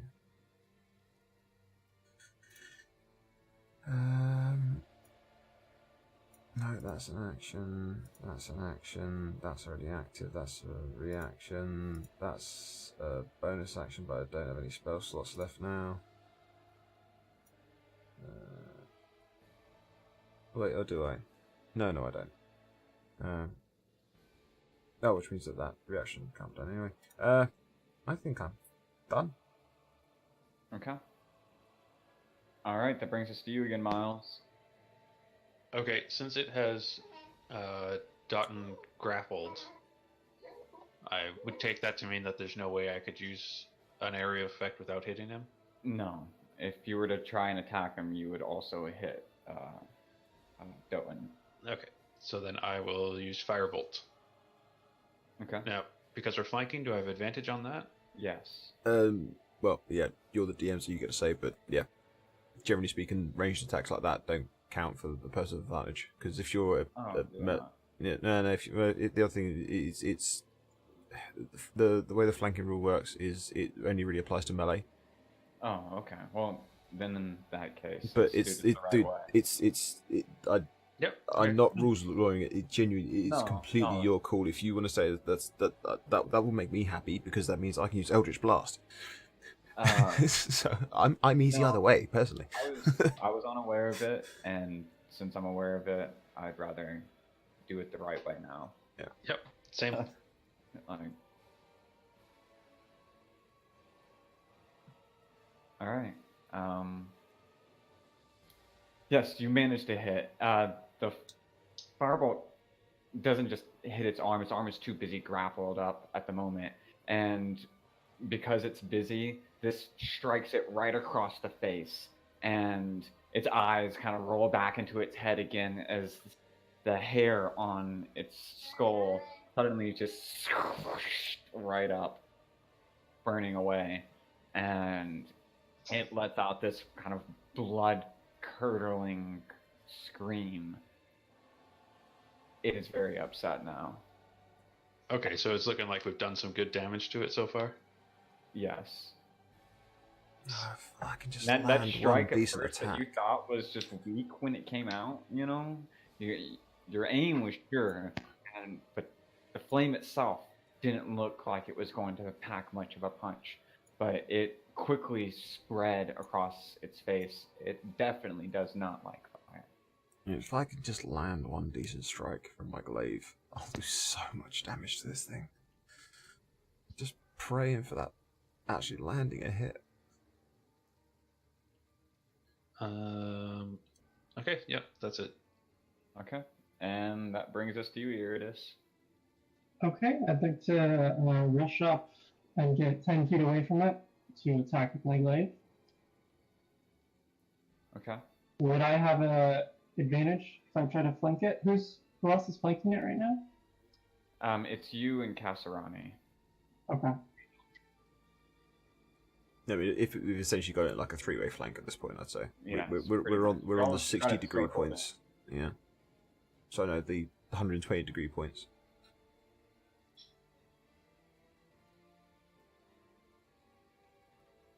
And then I'm going to take just a step back, another 5 feet, get away from it. All right. It slices across its large arm as if, trying to get it to let go of Doten, but it still holds onto its grip. The blood just trickling down its arm now, covering most of it. And that ends your turn. Yes. All right. Then that brings us. Doten, you're still unconscious. We have to do a saving throw, right? Don't forget that in 5th edition, saving throws are done at the start of your turn, not the end of your turn, which is like the biggest change for D&D. It means if you roll a nat 20 and you get the whole thing of, oh, well done, you wake up. You actually do wake up. You don't have to then wait another full 6 seconds to wake up. Every other edition has been at the end of the turn, but 5th edition is actually you roll at the start of your turn. Okay, well, I've rolled it anyway, so. Yes, you're good. All right. And you're kind of foggy, barely aware of the things that are going on around you, and that covers everything you can do right now.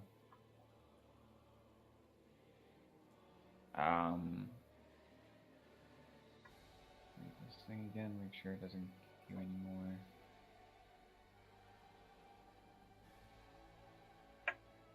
Alright.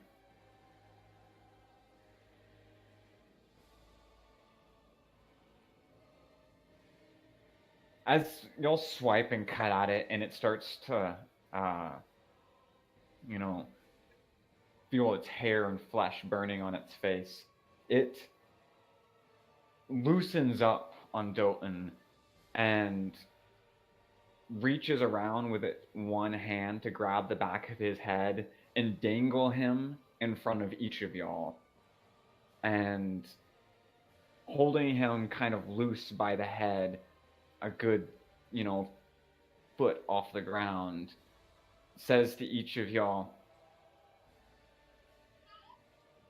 "I will not kill your friend if you leave now. Surely this is an amenable deal?" You will not kill our friend if we cut you down where you stand, creature.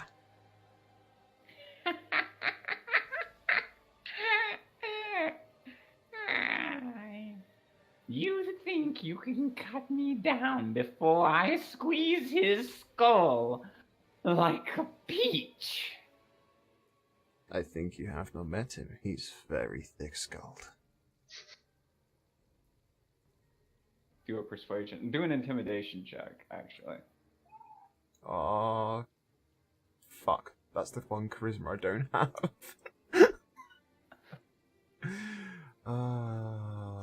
Roll it, roll it, roll it, roll it. Yeet. Okay. And the clutch.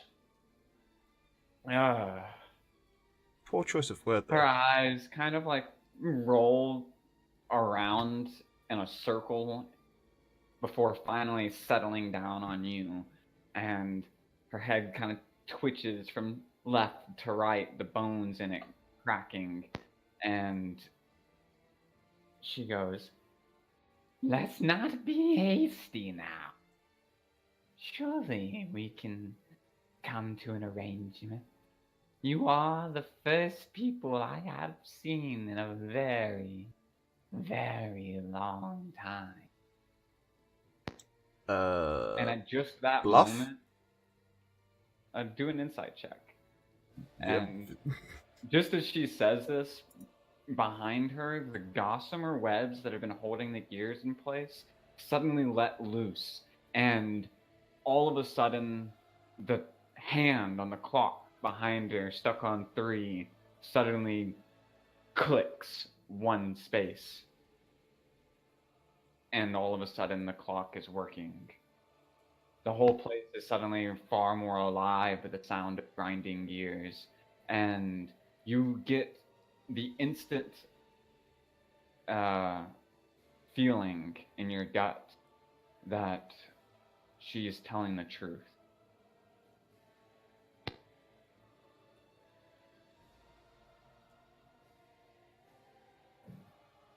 Then What about those kids? who killed the children? There is a nest downstairs. It is made of the remains of children that we saw living here. And thankfully Dalton is unconscious at this moment. She lets out this painful cry and says, "My children! They were taken from me!"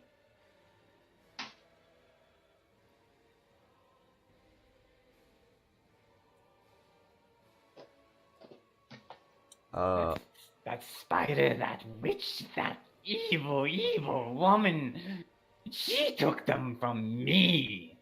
I will adjust my grip on my glaive so that it returns back to its quarterstaff formation. And I'll still have then the tip extended out towards her, like, release our companion. We'll see. We shall see if we can come to some form of agreeable resolution to these hostilities. Give me a perception or a persuasion with advantage at the moment. Oh, thank fuck for that. Yeet! Nice. All right. Her head kind of leans in towards you, and you see like her large, bulbous nose, kind of like nostrils flare as she smells the air around you. And then she lowers him down to the ground. At just this moment, she is rising to the top of the stairs and sees this, moment as Doten is set down on the ground between this monstrous woman of a creature and her brother. She looks between y'all and I'm gonna just for shits and giggles. And As soon as she sets Stoughton down, I'm gonna move forward and feed him a potion of healing. Feed her a potion of healing. okay. Yeah, where has she been? She's like, what is going on? I don't look away from the creature, but just like my arm flicks its direction so instead that the quarterstaff is pointing at she. It's like, stay quiet. Things are afoot that you do not have the full information to comprehend. Hearing this, she nods and then seeing a healing potion being offered to Doten, rushes over, and as Doten is being stabilized and brought back to health, casts Cure Wounds at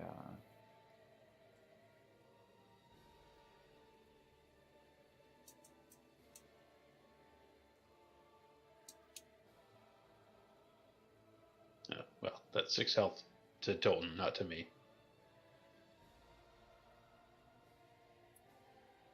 okay. 6 health at plus the 9, so Oh, did you add the thing around? Okay. That's fine. Thank you. alright. And initiative breaks. You all can now talk freely to this severely wounded monster in front of you.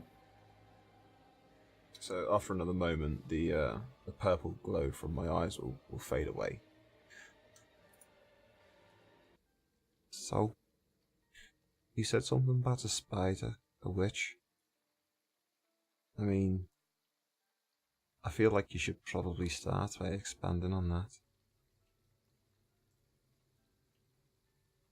My sister.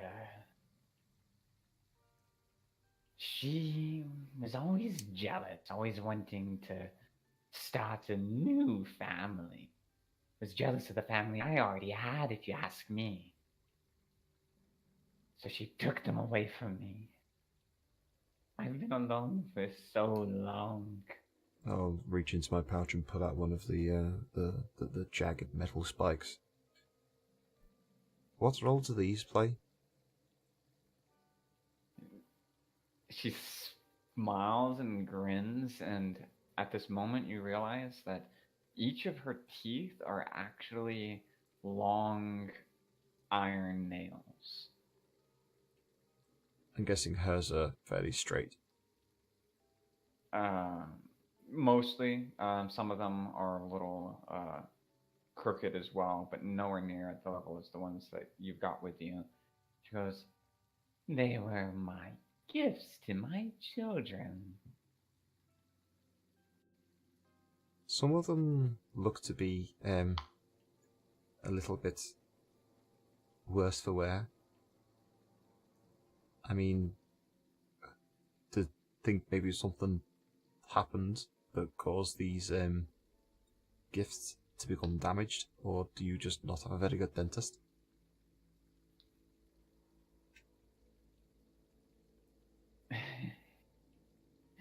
You remind me of Georgie. He had your same sense of humor. That, and being conscious, I will say, Georgie, where are the children? Where are they? The children have been dead for a very long time. But we saw them here That's... last night. Yeah, we were here last night. I can't have been dead for that long. She tilts her head at y'all and then gestures to the clock tower's face of red glass off to y'all's side and says, "Nobody has been in this city for a very long time." And as y'all look out through the window, you fuck notice you. that the city is dark and desolate, and you don't see a single spark of life as far as the eye can see. No smoke coming from chimneys, nothing. Oh, God.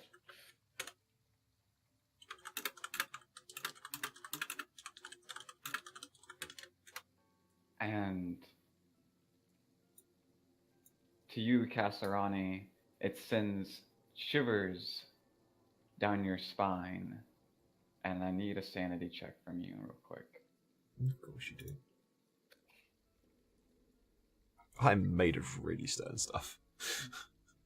It's been a strange night already, and as it sort of clicks into place, it makes an odd sort of sense to you. And Oops. I need you to roll me a d20. Just plain d20. 16. Plus 1, so 17. As you look out, you almost feel like there's like an eyelash covering your vision for a moment, like you're seeing something through a very thin layer. And you blink a couple times to try and get it out of your eyes, and in between those blinks, you see lights and movement and a few automobiles, and then you go to rub your eye to get the eyelash out of the way, and it's gone. All you see now is the desolate landscape before you.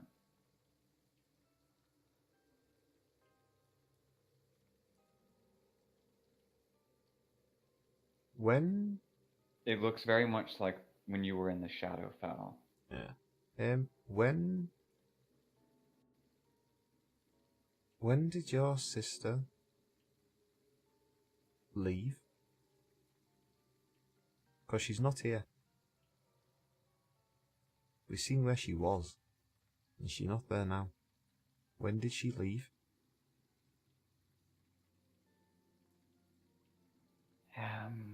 I stopped counting after 3,000 years. I'll turn and look at the rest of the party. Hang on.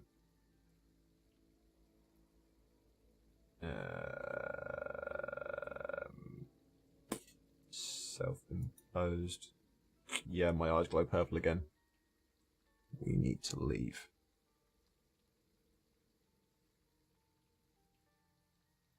The clock is still clicking, tick tock. There is a chance that we've set something in motion. We need to leave now, and I'll make for the stairs. I will get up off my ass and I will follow my big brother. Or little She's- brother, I don't know which. She's just laughing now as like a hysteria seems to be coming across her, and she's just saying, "No one's been here in years. No one's here. Nobody is here. There is no one here. No one here."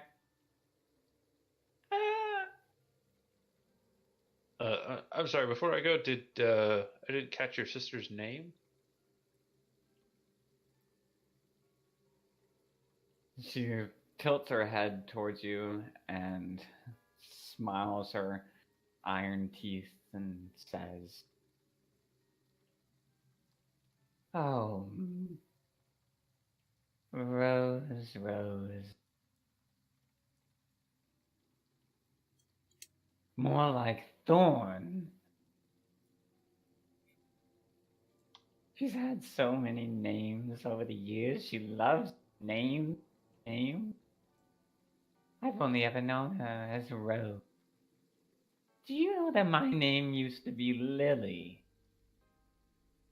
I'll For a probably... moment, her face and Casserani, I need another D20 from you. For fuck's sake, why you got it in for me? Because you're the only one that knows what's going on. And it's horrible. Her face feels oddly familiar to you for a moment, but you can't quite place it. No, and then don't all you of a sudden it's fucking gone. dare. Don't you fucking dare. And I guess as I leave, I'll just be like, well, Lily, it's been interesting. I'm glad that we could come to this non-death. I'm glad we didn't kill you. Bye. I think I would have stopped at the top of the stairs. It's like, I don't understand one thing. The webs. The silk, the gossamer. Where does that come from? She's crying, and you see that she's just kind of hunched over, and the arm is sort of bent, propped up against the ground, and she's just kind of like, you notice she's crying as she's laughing, and she says, "My sister always did love silk."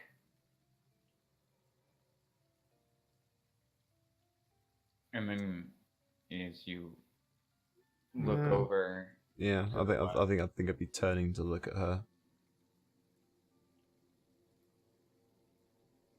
What is she? What are you?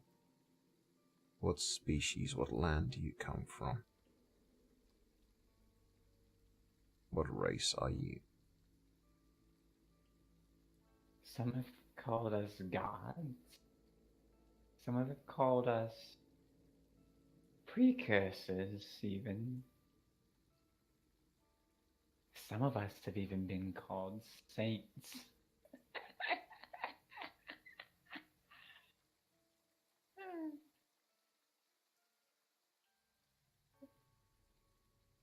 What we are now is not what we started as. But we all change in time, don't we? We all change.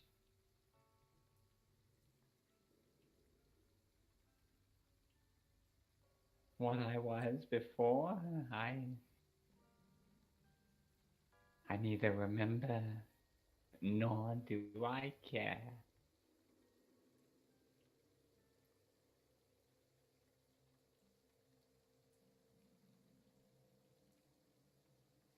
And goes back to kind of just sobbing quietly.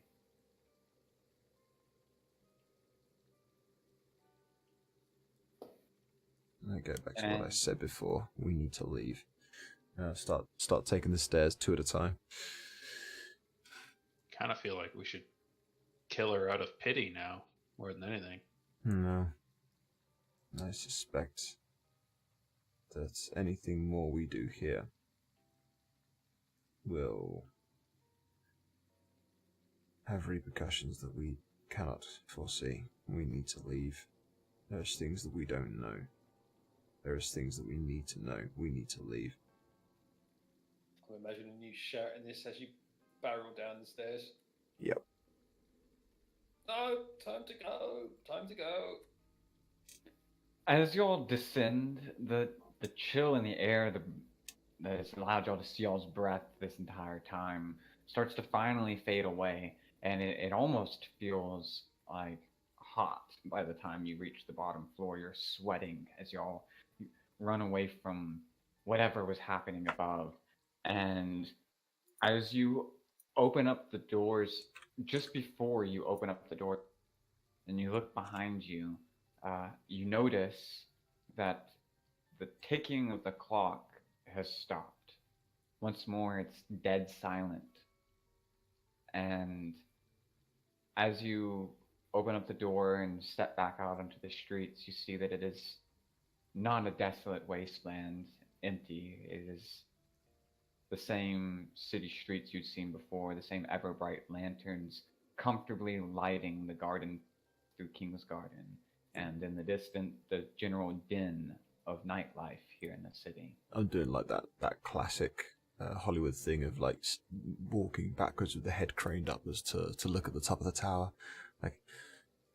So I just like shake my head to clear it a little bit, because I imagine that it's this is one of the cities where it's always raining. I feel like it is. Yeah. So I shake my head to clear it a little bit. Like, right. Well, I don't know how much you guys know about the more supernatural things, but I am 98% certain that the top of that tower is a Shadowfell, is a weakening of the veil between our land and the Shadowfell, or the Dream After, or whatever you want to call it, depending on your belief in your religion. But I'm fairly certain that the veil is incredibly thin up there, and we stepped through it.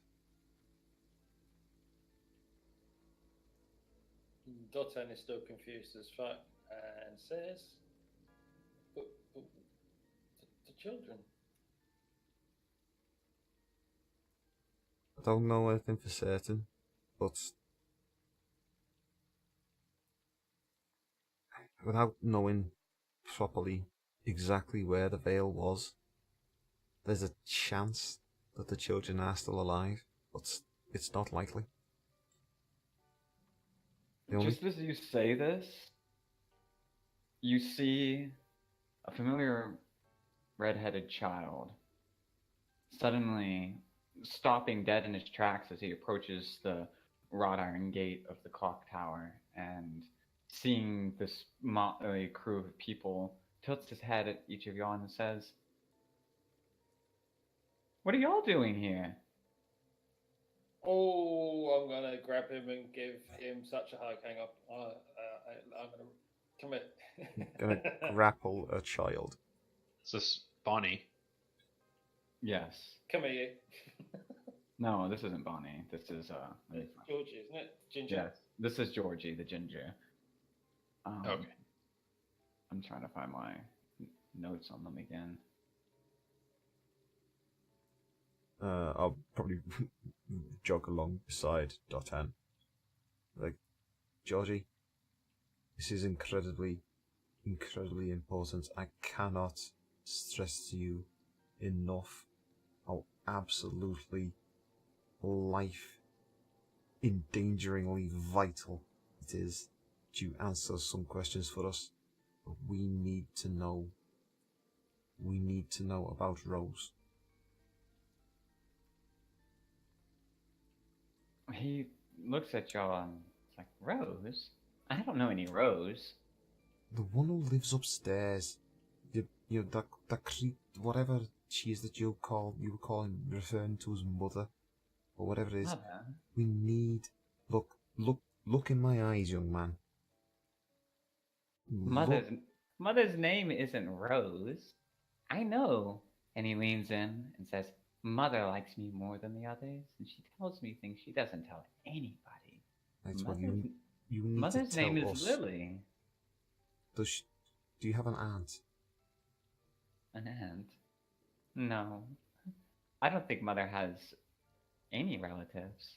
At least not that she's ever told me. Well, this is incredibly important. All of these questions are incredibly important. It is a matter of life and death. I cannot stress this any more than I am. What does your mother look like? And you're not... Give me a persuasion check real quick. I'll say, you're not going to scare me, and I'm not going to disbelieve you. You can completely tell me the truth on what she looks like. I'm not here to judge, I just need to know.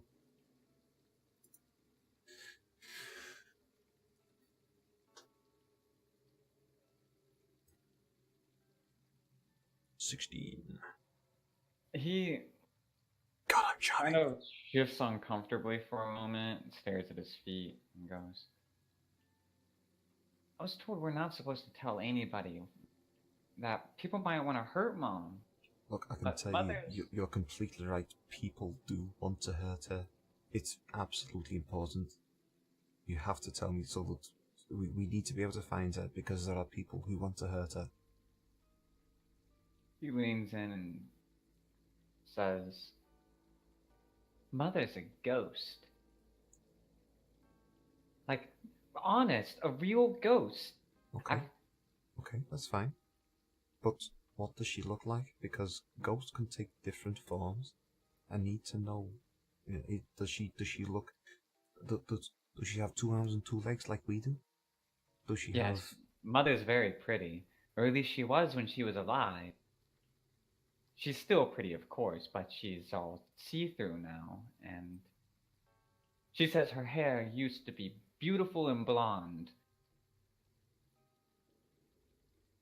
That she was the prettiest elf in this entire city. She was an Maybe. elf. Mm-hmm. Do you know what type of elf she was? A pretty elf. Or most elves are pretty. I'm wondering if, because elves come from He different looks at you and lands. says, You're not pretty, though. I'm not a full elf. Oh. I'm only half pretty. He looks at you dubiously, as if he's not certain whether you're even half pretty, but he doesn't want to say that, and then just kind of laughs a little to himself. And says, That's why you can't talk to Mother unless it's nighttime, because she isn't even around during the day. She's sleeping. Can you show us where she sleeps? Maybe she'll be willing to talk to us, because, like I said, there are some very, very dangerous people that are out to try and hurt her. If you can, maybe she'd be willing to wake up and speak to us. He looks at y'all for a moment and goes, We're not allowed in Mother's room, but Mother comes down during the night. Only ever after midnight. And you realize at this time, it's about an hour away from midnight at this moment. That sounds suspiciously like a short rest to me. Before we do that, I'm still talking to them. So, Georgie, you're a good lad, aren't you? That's what Mother says. And you're Mother's favourite, aren't you? Yes. That means that... Don't tell the others. No, I won't, but I bet you get away with a lot more than the others do, don't you? Yes. So I bet you've been in her room, haven't you? He shifts a little uncomfortably. As maybe one. What did you see? What was it like? Did you see Mother? Did you see her sleeping? Was she all curled up in bed all snuggly wuggly? Well, not exactly. Mother was sleeping like, well, like the never wake up kind of sleeping. Well, maybe she was just really, really tired. No. She She- had. But she was in her room, yeah? Yes, she was in a coffin, and her skin was very, very old. She didn't look anything like Mother. I was really, really scared, and I started to run away, and then before I ran out the door downstairs, Mother stopped me, and that's when she told me that she had died a long, long time ago. That her... And then he stops. Go on, lad. You can tell us. Give me one more persuasion check. I mean, we're here to keep you safe. It's part of what we're gonna do. I mean, you can see how tightly Dosan's holding you. You're not gonna let anyone hurt you.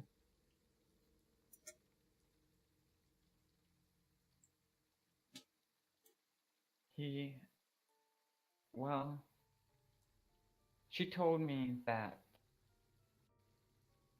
there were people that wanted to hurt her, and that they'd made her this way, but that she could come back, have Made a her- real body again, Made her what way? into a ghost. Oh, so they killed her. She said they did much worse than kill her. I've never seen her so sad.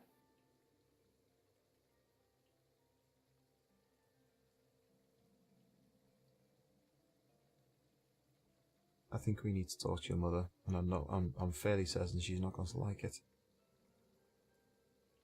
But I think we need to talk to her. Would you mind if we came in and had some dinner with you? I mean, we've got food with us. We can share some of our food with you and your brothers and sisters. And at Well- that point, I will look up and I'll say, "Where's everyone? Where's everyone else? It's not safe out there either." Well, Mother said that she had very important jobs for everyone. And so they're all out doing their very important job. They What was- might not be back for a while. What was your very important job?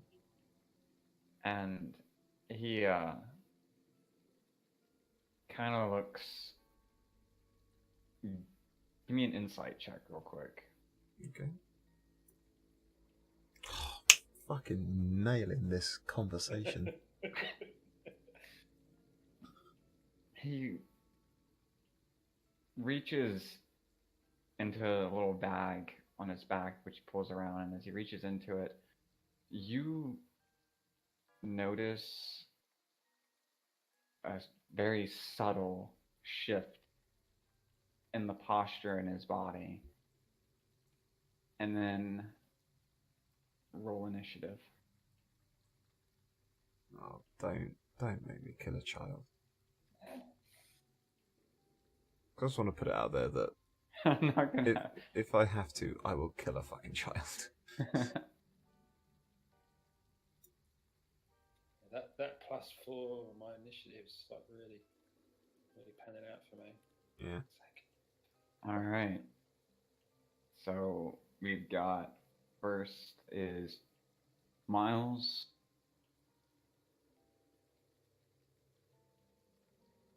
And What about she? oh yes, G. Yeah, I was really hoping we would actually get a chance to have the short rest with them. Get my fucking spell slots back. You have so many questions. I know. Yeah, why didn't you keep your mouth shut? It's, Seven. see, Okay. it's my flaw, my character flaw. I'm easily distracted by the promise of more information. I'm playing my character. Here it is, Doten. And my personality trait, there's nothing I like more than a good mystery and the thrill of solving it. Cass. And then she. And yeah. It lunges towards you as his hand suddenly let go of the other bag. It falls around a bent iron nail, just like the ones you got in your backpack. And except for this one is covered in blood as it lunges towards you. And what's your AC? 16.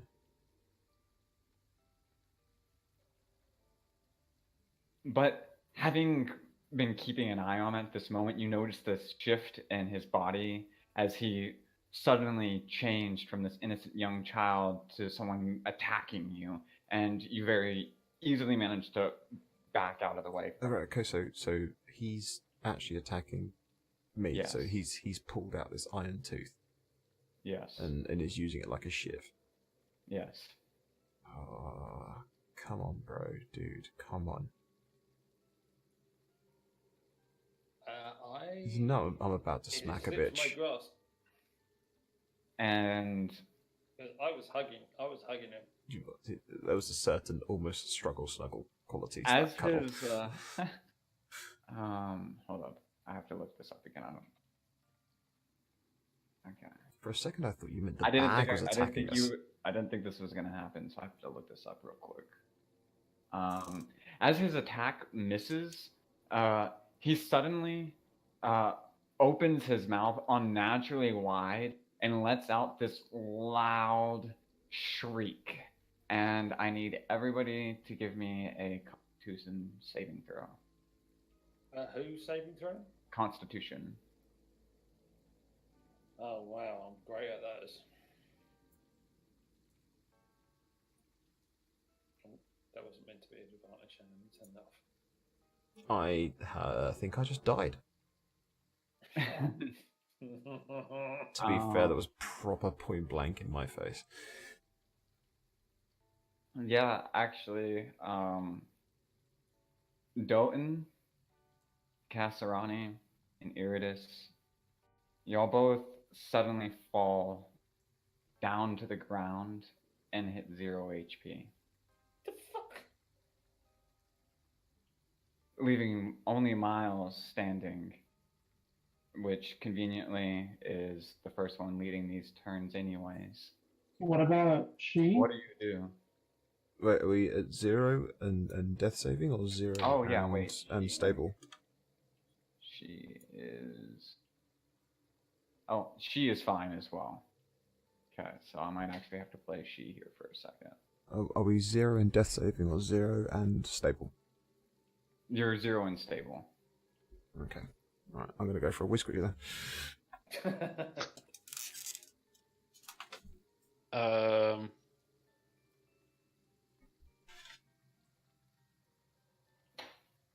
Yeah. Yeah, Miles. What do you do as you see suddenly half the members of Brave Avalon crash to the ground? Mm-hmm.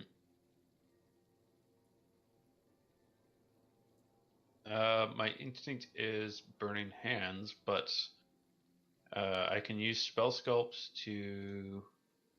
Is it one more than one plus the spell's level? So I can spell sculpt around 2 people. Is that with the way everyone's standing? Is that enough to Yes. miss everyone? Okay. Then I will burning hands the child / not a child. Do you not have Expelliarmus? I'm sorry, what was that? No, but perhaps I should summon my Patronus. Yes.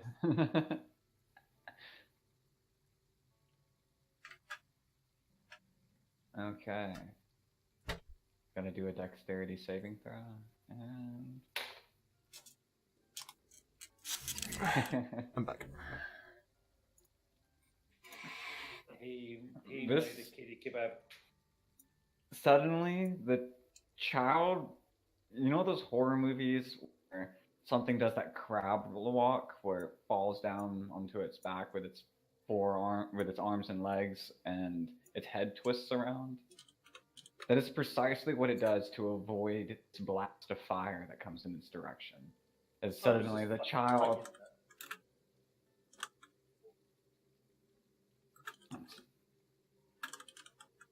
His head twists around, and his eyes meet yours as flames pass by him, and he says, "I thought I was your favorite. Aren't we friends?" And then, is that in your turn? Owen was my favorite, and I'll move over to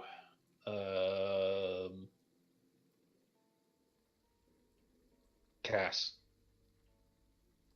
I don't have any action left to give him a healing potion, but just moving to his side, getting ready to do that. Okay. And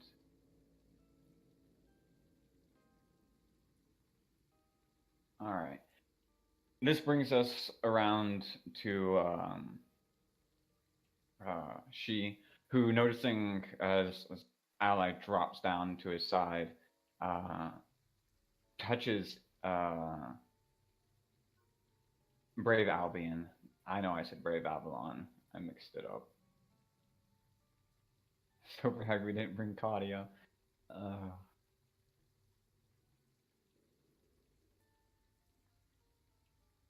Leans down next to Iridis and casts Cure Wounds.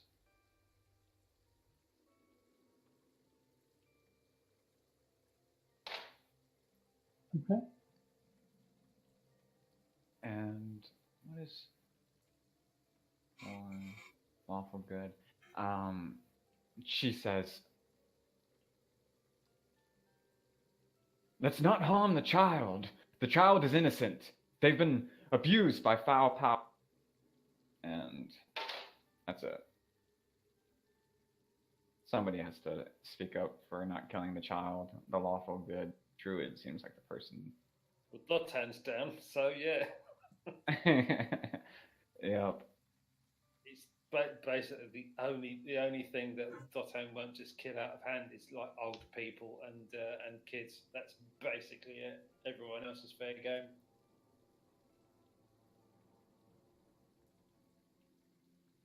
And this brings us back around to the child, who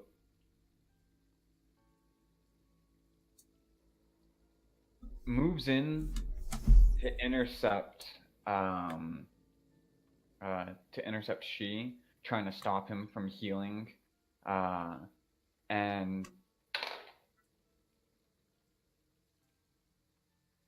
yeah, misses. However, the iron spike swinging way too wide, it becomes painfully obvious that while this child has some sort of supernatural powers going on at the moment, it's still a child, and it swings wildly and weakly as it does. And that is going to end its turn.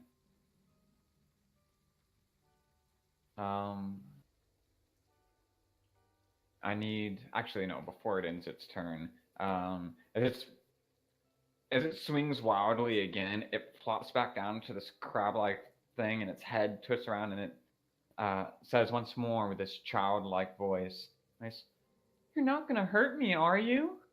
And I need a wisdom saving throw. She, and from Iridis, and from Miles. Cass is up if he's been. Oh. Who got brought up by she? Was that Um, Cass? Iridus. No. Miles It's moved close Iridus. to me. Miles moved close to me, but didn't have enough opportunity to actually get me up. And okay. You're frightened by this creature. Sure. So you're gonna have a disadvantage on attacks.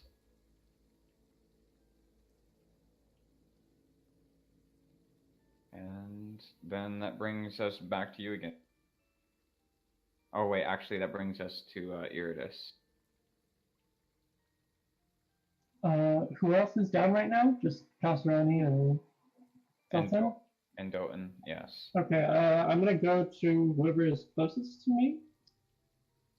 And That'd be Doten.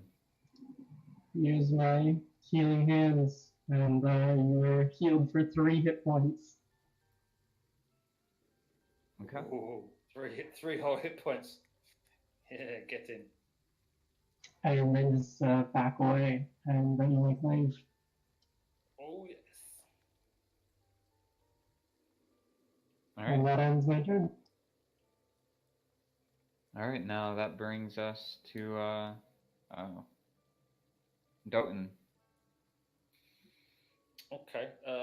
Well, Consciousness will. returning to you. I will use my move action to Did I just get miss up my off the turn? floor.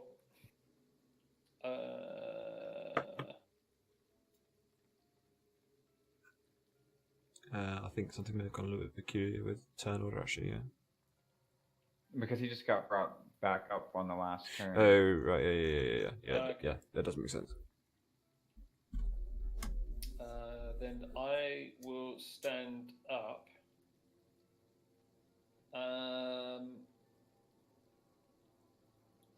So the last thing I saw was this kid opening its mouth up to an unnatural degree and scream in my face. Yes. Saul. It's now bent over backwards, and it has. It's bent over backwards with its head round the wrong way, and it's Yeah. wielding a spike, spiking out at us. Sanity check, by the way, as you come to say, come to fair consciousness enough. to see this. Yeah, fair enough. Yeah. Yeah, you're. I don't think you've completely been able to piece together the significance over the migraine in your head right now. I've seen a lot in the last hour or so. This is just more the same. Okay.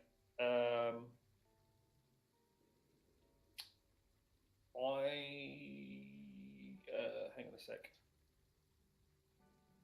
I want to roll an insight check to see if I still think this is actually a kid or if it's a thing, because I'm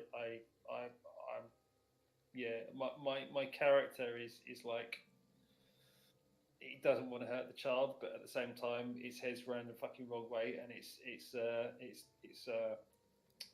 All quite right, do quite it. clearly. Let's see. What do I think? Is it a monster? Is it a child? I don't know. What does Doten think?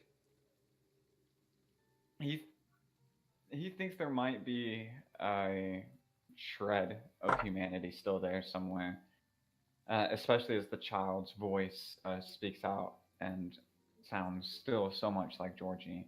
Okay. In that case, then I will try to non-lethally use my daggers to wound the arm that's wielding the spike, to disarm it. Okay. Do an attack roll. Okay. Yeah. Yeah.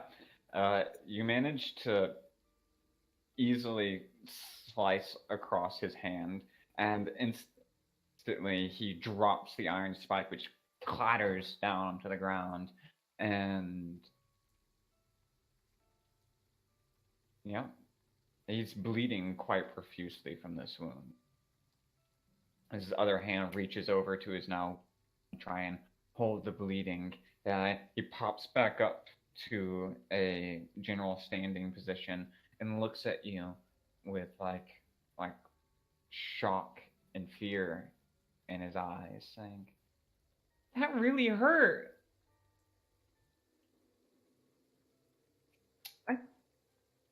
That's going to be the end. That's going to be the end of my turn. Okay, and then that brings us to Cass is still down. I think we skipped over my turn there. Who? Miles? No, you're here now, actually. Wait, I thought we just did your turn, didn't you? No, no. Oh, okay. Sorry. It's okay. My turn was going to be spent giving a potion of healing to Cass, so. All right, cool. And well, in that case, Cass, here's your turn. Oh, And you fucking have this. yeet. Oh, Nice. That's like snap awake again. Go, "Yeah, Baraka."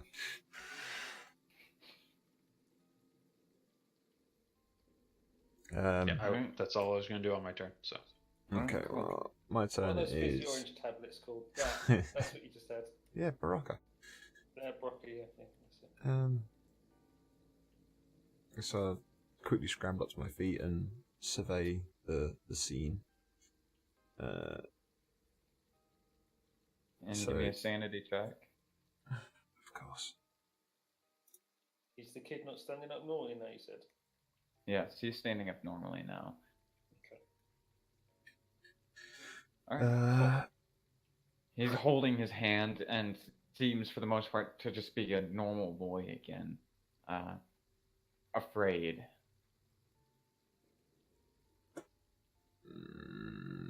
do I? Yeah.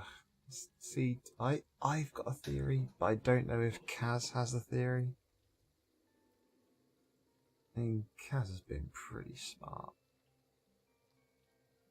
I don't know. Give me an intelligence check. No, Yeah, no. Cass has no idea what's Kaz going doesn't on. have the theory. That's fine. That's fine. Kaz doesn't have the theory. Okay, right. I mean, how far away are they? Are they within 15 feet? Definitely. Yeah, Oh. you're. There's a 5-foot space between you and them at the moment. I will walk over and adjust a dial on the end of my shadow steel staff, enabling me to use it like a litter picker and pick up the spike and move it away from the child. All right. Yay, packed weapons! The shenanigans of the shadow steel staff. Failing that, I use the tip of the staff to flick the spike further away. If I'm not allowed to have a pooper scooper. And George is looking between y'all, being like, "What's going on? Why am I bleeding? What's going on?" Georgia, listen to me. I've lost the accent. Georgia, listen to me. Pick one. What the? I need to know what the last thing you remember is.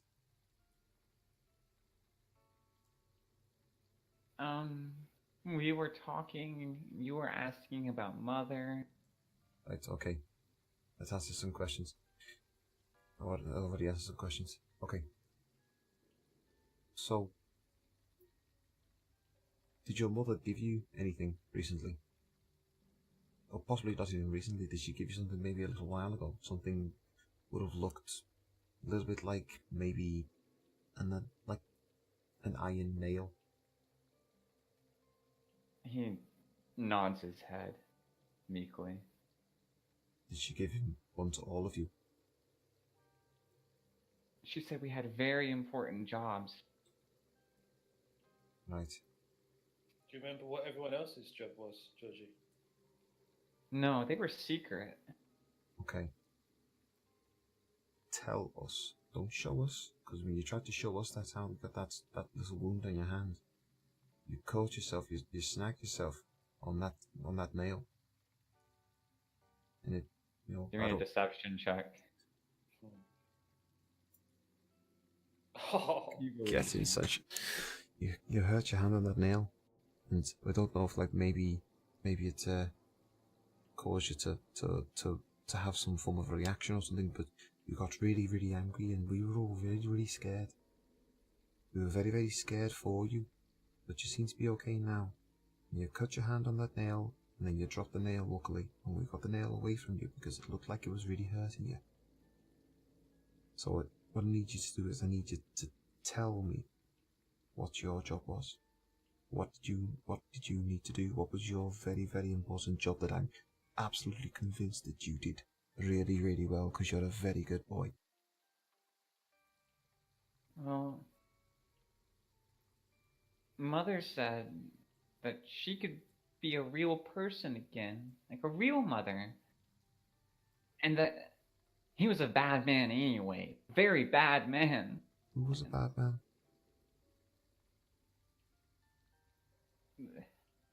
The Strauss man? The one with the funny mustache. And you see that he's almost crying now talking about this person. What did you do, Georgie? He was a bad man. I'm sure he was. And I'm not gonna get you in trouble. We're not gonna take it to the authorities or anything. You're here with us. You are safe with us. What did you do? What's happened? Persuasion. at this point, I would like to roll an insight check, and if I pass it, I will tell you what it is that it Okay. was for. Is that all right? Yeah. If I get above 10, then I will ask Georgie the question. So this entire conversation is really, really difficult for me because I Yeah. know so much lore. There's something I want to ask Georgie, but Dolten hasn't put it together. So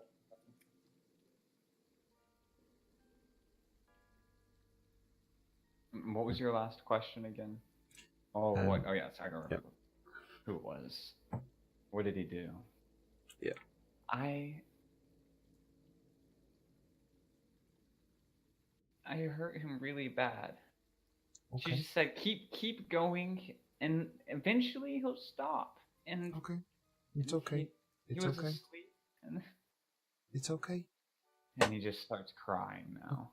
I think I'll probably walk You're not over getting and, much and more out of yeah, him. I'll probably walk over and just kneel down next to him, just wrap arms around his shoulders and just hold him close and like, it's okay, lad. You're okay. You're okay. It's all okay. Everything's fine. Right. And Georgie, is this the first time that Mother asked you to do one of these jobs? yes, normally she just needed money.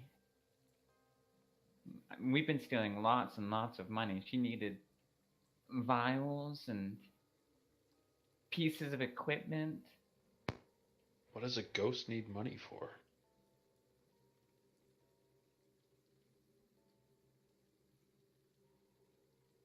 She said she wanted everything to be perfect for when she came back. You remember doing what you had to do. You remember doing what you were told, don't you? He looks at you, she nods his head. You don't remember cutting your hand on the nail, though, do you? Shakes his head. How far away does this man live? And he kind of points up towards the street and says, "Not far." Okay. Right. Are you hungry, young man? And nods. Should we go inside, have a sit down? and have ourselves something to eat. Yes, Mother might be awake soon too. Okay, I hope so, because I'd like to talk to her. Like I said, there are some very, very dangerous people, and they probably want to hurt her quite a lot. In fact, I can almost guarantee that they really want to hurt her. So it's best that we do try and talk to her as quickly as we can. Okay. And then I think this is a good place to end it for the night. Yep, I can agree with that. Also, Cool. I have not lied to that kid about anything other than the cutting his hand. Yeah. Because there are some very dangerous people who really do want to hurt her. Yes, it's us. Yes.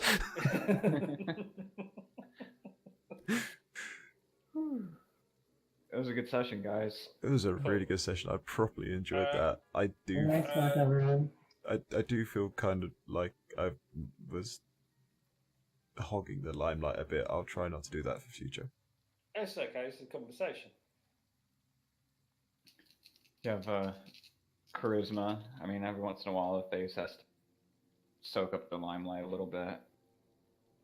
Boss man, I'm just going to send you a quick DM Yeah.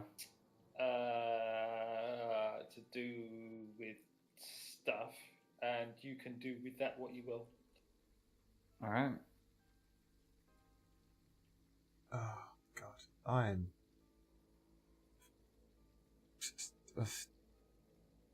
Yeah, this was an intense one. This was good. I'm so glad that shatter worked. If that shatter hadn't have gone off the way it did, I think that fight would have gone a very different way. It would have gone a very, very different way.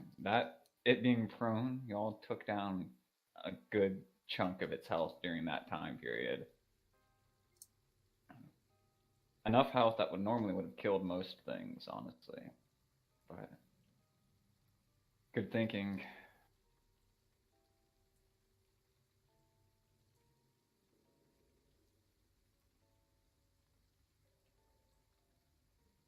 Right. Okay. I shall end the recording for it there. All right. Awesome. Properly I can't wait, actually. enjoyed that. I'll set it uploading tomorrow.